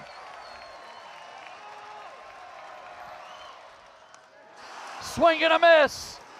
Thomas Burns shuts the door. We go to the 9th. Auburn got back within 1, but the Texas Longhorns 1 inning away from evening up this 3-game series.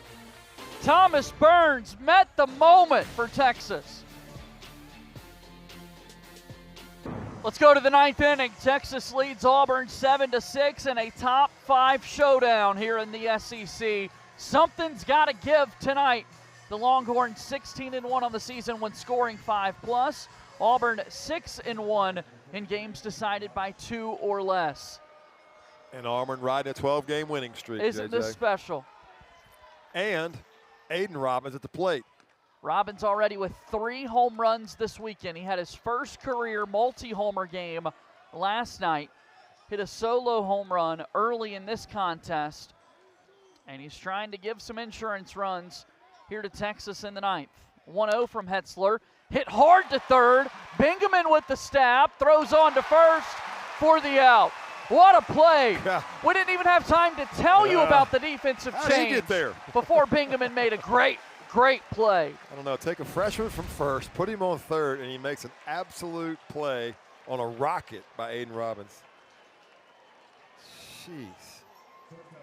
It's just the definition of a baseball player. Put me in, coach, right? Yeah, just keep it. He struck out to end the bottom of the 8th and still kept his head in it, moves across the diamond and makes a play like that. Rodriguez low for ball 1. As there's Bingaman. He's now at third base. And I think Carl Nunemaker, Auburn's defensive coach, is playing him up. I think because they're thinking maybe Rodriguez with the hand does try to bunt. Bub Terrell moves to first, and Cade Ballou, the new left fielder. As you were able to see those defensive alignments from Auburn. I don't know that Rodriguez wants to swing full. I just can't imagine that thing's hurting him. I'm surprised he didn't show bunt 0-0. Too late now. Well, it's 1-1. Could still show it. Hits this ball the other way. Just do that. A 1-out single for Adrian Rodriguez. Longhorns with the base runner on. It's impressive with the way he's feeling with that hand being sore to be able to walk up there against 95 miles an hour and shoot one that way. Really good. Tough. Just hard-nosed, tough baseball. This game is awesome. It's had a little bit of everything. Not sure what y'all are doing, playing pickleball or whatever, but tune in. We got an inning plus left. Maybe more.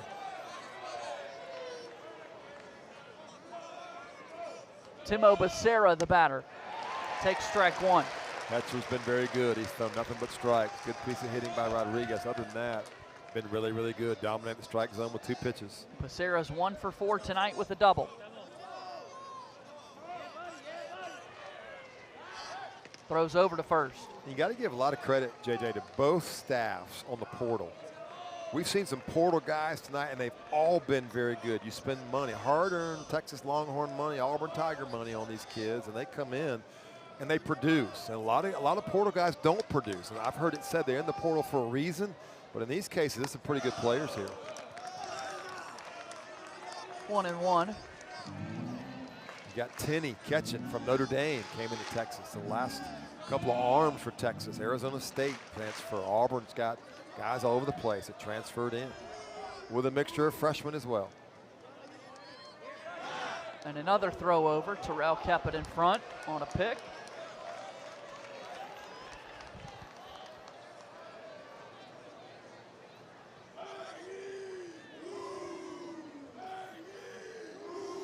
That seemed to be a friendly conversation between Terrell and Rodriguez. Bub Terrell's going to have those. The Savannah Bananas came in here back in the fall, and Bub Terrell stole the show. He is probably a stand-up comedian when he's not on the baseball field or in class. He's always smiling. And he really stole the show that night. From what we've seen, he's always talking, too. 2-1. Gets past Freilich. Rodriguez up to second. Texas could use some insurance runs, and now they've got a man in scoring position. It has not been a normal Chase Freilich night. A couple balls between him there. This was a breaking ball that was out. You see him pat himself on the chest, telling Hurts, hey, my fault, man. Hetzler, I should have had that one.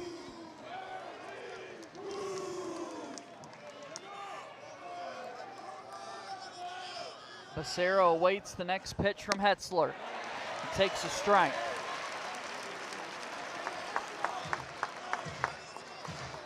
We've got a full count.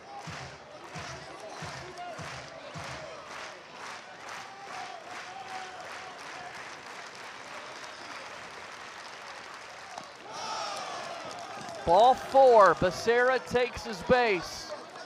Runners at first and second for the Longhorns here in the 9th. Last night, Texas took a 3-1 lead to the 9th. They walked the first 2 guys. You know, a single to Lucas Steele, and then the drama with the air out center field. Now Texas in the 9th. Single, walk, and a chance to get some guys up here that can do some damage. Anthony Pack Jr. will be at the plate. He's scored a pair of runs tonight. He's walked twice. Another freshman, Lakewood, California. Here's the strike. 0-1. Auburn still has some guys in the bullpen just in case. The game gets tied, you got to be ready. Hetzler gets in trouble. All kind of things going on here. Pack hits this ball out towards right field. Mason McCrane ranging over. He'll make the catch. Throws to third with Rodriguez tagging, and it's going to be cut off. Talked about McCrane has a cannon, but Rodriguez can fly. And he just tagged up and flew to third base. So a fly out for the second out of the inning. And that's a very important insurance run standing at third base for Texas. Here's Casey Borba, the Longhorns' first baseman.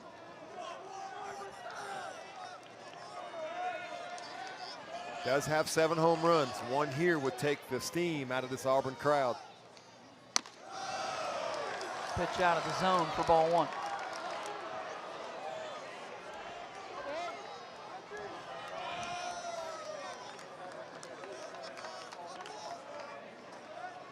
Jaden Duplantier waits on deck for Texas. Strike, it's 1-1.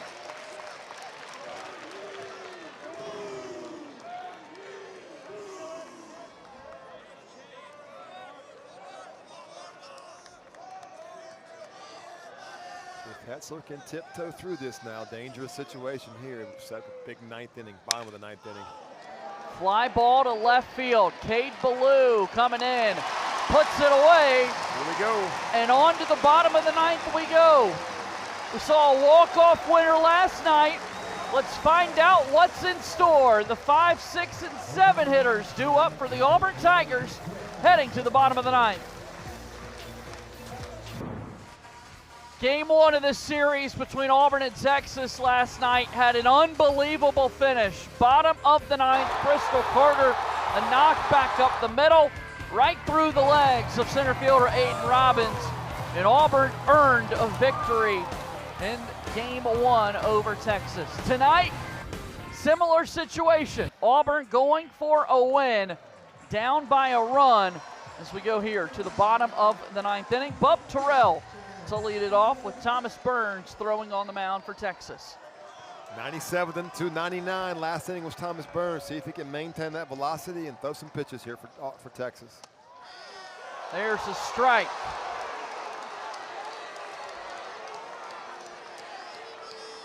Bub Terrell had a rough start to the series for Auburn, and ever since, pair of hits and an RBI. Looking to create a rally here in the 9th. 0-1 pitch, bounces up to the plate.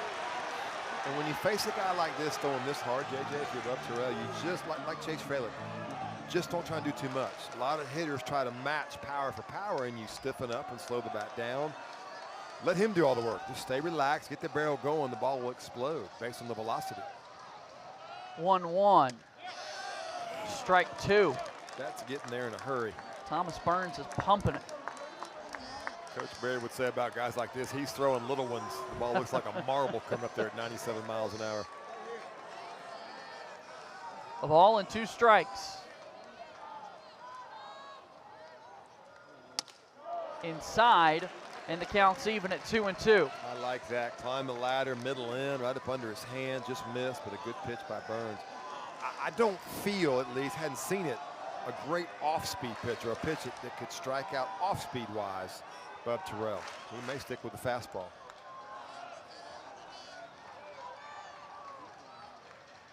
And he did. Strike three, swing and a miss as Thomas Burns shuts the door. Yeah, when you feel like this, why mess around with an off-speed pitch? Here comes Cheddar Cheese, downhill like a bowling ball, coming downhill at 97 miles an hour. Nobody in this stadium understands how quickly that ball's getting there. You're talking about less than 4/100ths of a second. Eric Guevara, the batter. 1 out, base is empty.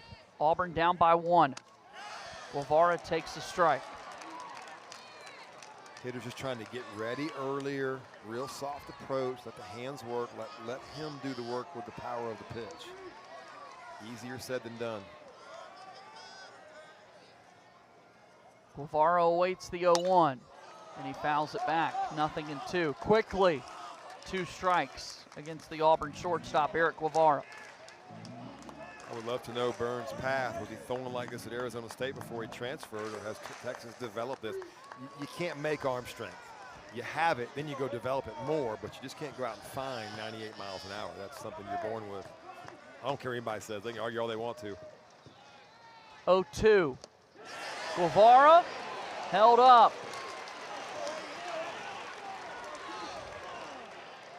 He takes a split finger grip, does Burns, when he comes set. That may have been it. The action of that pitch acted like a split. No, Guevara did not go. Pretty nasty, though. Yeah. Got to protect the plate with 2 strikes. As Jim Schlossnagle watches on.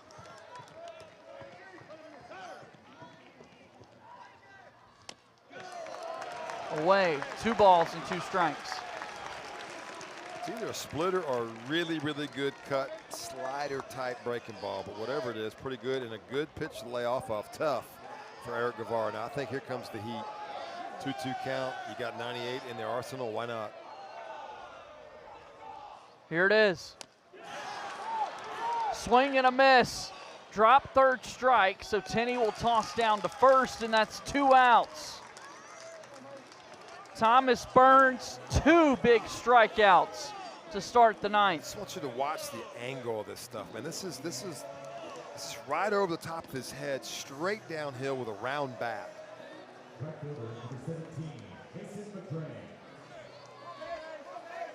See Burns a little more experienced than the 2 freshmen, a little more poised and calm.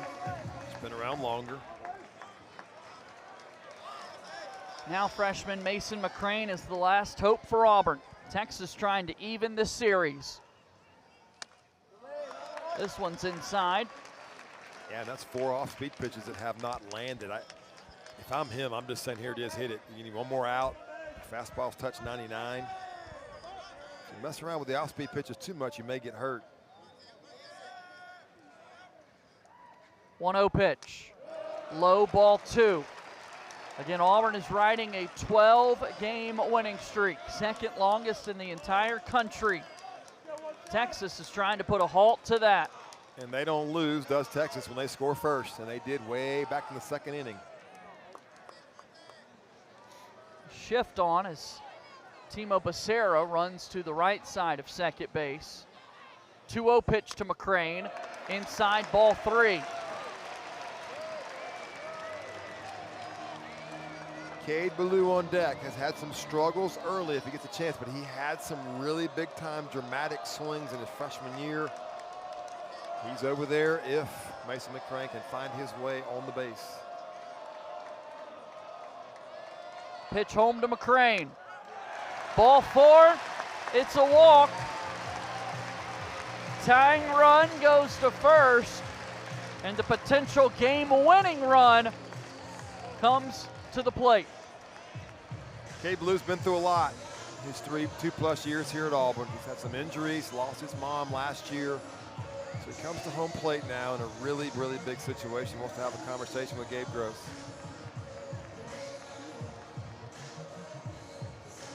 Cade Ballou with a big winning home run against Vanderbilt a year ago. Absolutely. To help the Tigers win that series. And a swing like that, still looking for his first homer of the season. And that conversation right there from Gabe Gross is don't try and do too much. Breathe. I heard Gabe in some scrimmages in January saying, hey, you have time. Give the ball a chance. Now, against a guy throwing like this, you have less time. But you just can't speed up and try to rush things. So here comes Cade Ballou.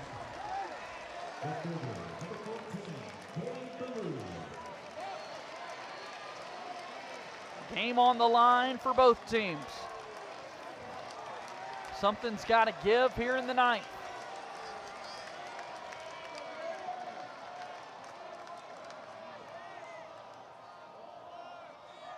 First pitch, nearly hit him. That is 5 straight out of the zone from Thomas Burns. JJ, excuse me, Texas has what you call a soft hold at first base. They don't want to give up a double. So they're off the bag. You see the first baseman, they're off the bag, protecting the line a little bit. Just don't want to get caught on the ball down the line. 1-0 pitch. Good There's off the speed. strike. Yeah, good call, good pitch. Cade Ballou sitting dead red fastball, got himself a off-speed pitch, took it for a strike, good pitch.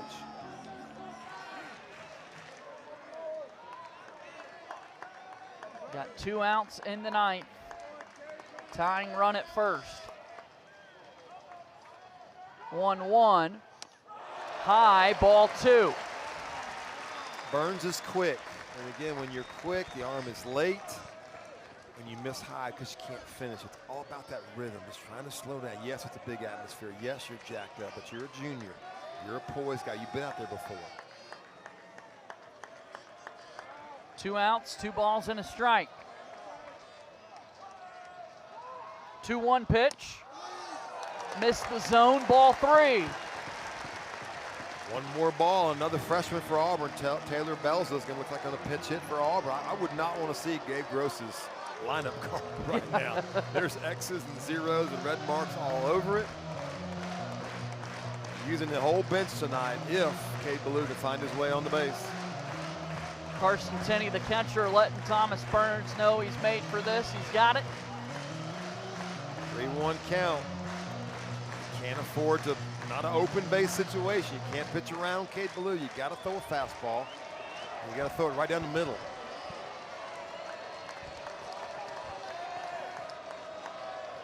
3-1 the count to Ballou.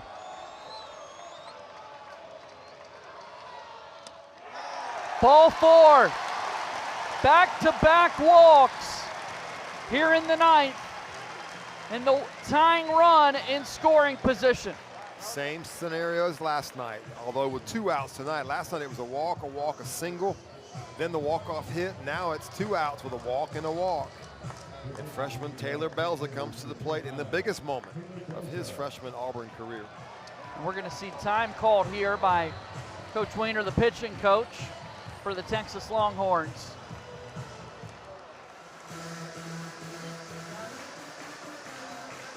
This is nail-biting time.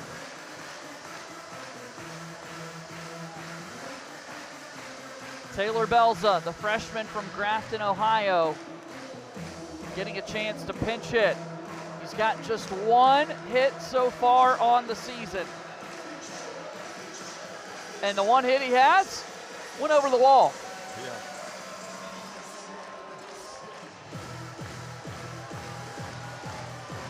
By my count, JJ, there's 3 guys left on the Auburn bench who could pitch hit.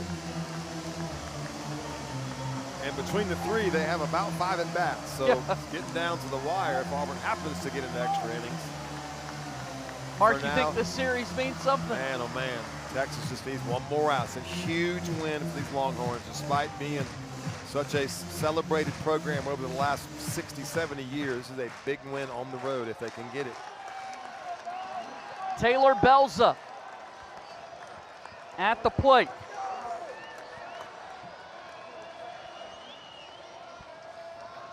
Pitch. Bounces up to the plate. Tenney kept it in front for ball 1.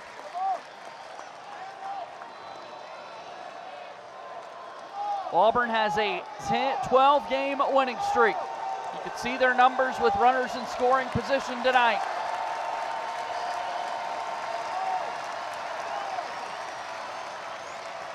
One-0 pitch. There's a strike.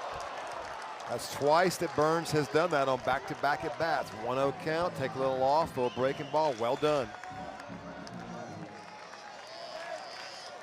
A base hit can tie the game. 1-1 the count. Inside, ball 2. Last inning, it was the breaking ball that wasn't there, and we talked about that. Hey, stick with the fastball. Now, it's become the breaking ball that's there, and the fastball's bouncing around on him a little bit. What a moment.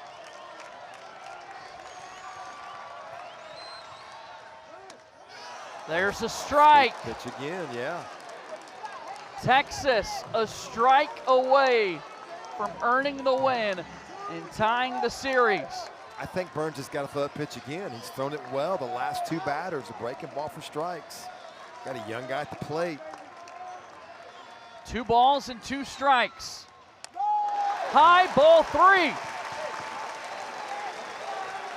Full count.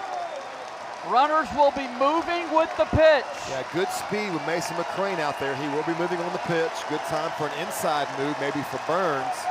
But a base hit anywhere, he scores. 8,037 to their feet. Belza fouls it back. Look at this place, Mark. Incredible. Game on the line. I think if I was Burns right here, JJ, I would show the inside move. I would. McCrane didn't get too big of a jump, but if I was Burns, I would run it through my mind. Maybe a little inside move, see if you can catch him. Rodriguez sneaking in behind there at short. Another payoff pitch. Here it is. It's a walk. The bases are loaded. 3 straight walks, and last night's hero, Bristol Carter, coming up to the plate. Isn't that something? He sat for 8 innings last night. Some kind of an injury, came in the game in the 9th for defense. The game-winning hit plus error. Now here he is again. You talk about SEC Player of the Week audition. Yeah. This is it for number 5. Transferred in from East Carolina.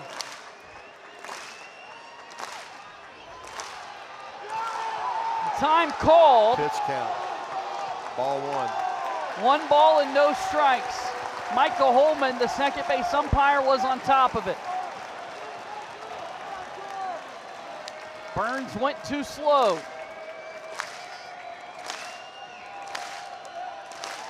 Carter a chance to win it again.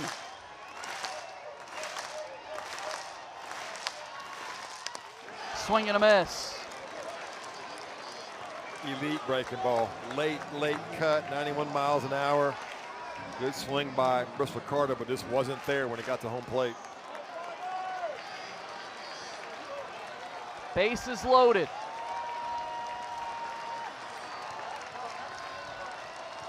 Pitch home. Out of the zone, ball 2. Texas has been so close. Last night, 3-1 lead, walk error. Here they are again now, so close, but 3 walks to put this game in jeopardy with 1 swing of the bat.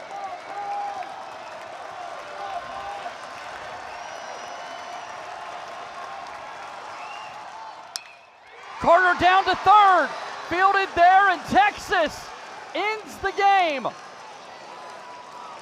Texas escapes a bases loaded jam in the 9th, and the Longhorns able to even this 3-game series. I don't know what to say. The ball was hit hard. A great play over there at third base. A great ball game. We'll have another one tomorrow at 2 o'clock Central Time, JJ. I can't wait, but well done by the Texas Longhorns to get a really difficult win in a tough situation. This game had a little bit of everything. Texas has won their first game of the season, decided by 1 run, and Auburn's 12-game winning streak is now over. Tons of grit from both of these teams.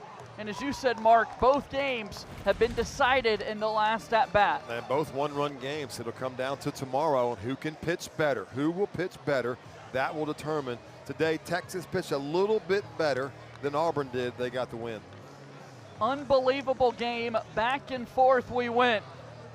And the Texas Longhorns earn a humongous victory here at Plainsman Park. You can see they're 17-1 when scoring 5+ runs. Their offense got started early. Auburn's pitching staff got in a rhythm before the Tigers fell just 1 run short. So for Mark Fuller, I'm J.J. Jackson saying so long from Auburn, Alabama. Our final score, a 7-6 win for Texas. Join us tomorrow for the final game of the series here in Auburn at 3 p.m. Eastern, 2 p.m. Central on the SEC Network. To watch this game and others in their entirety, head to ESPN.com or the ESPN app. This has been a presentation of ESPN.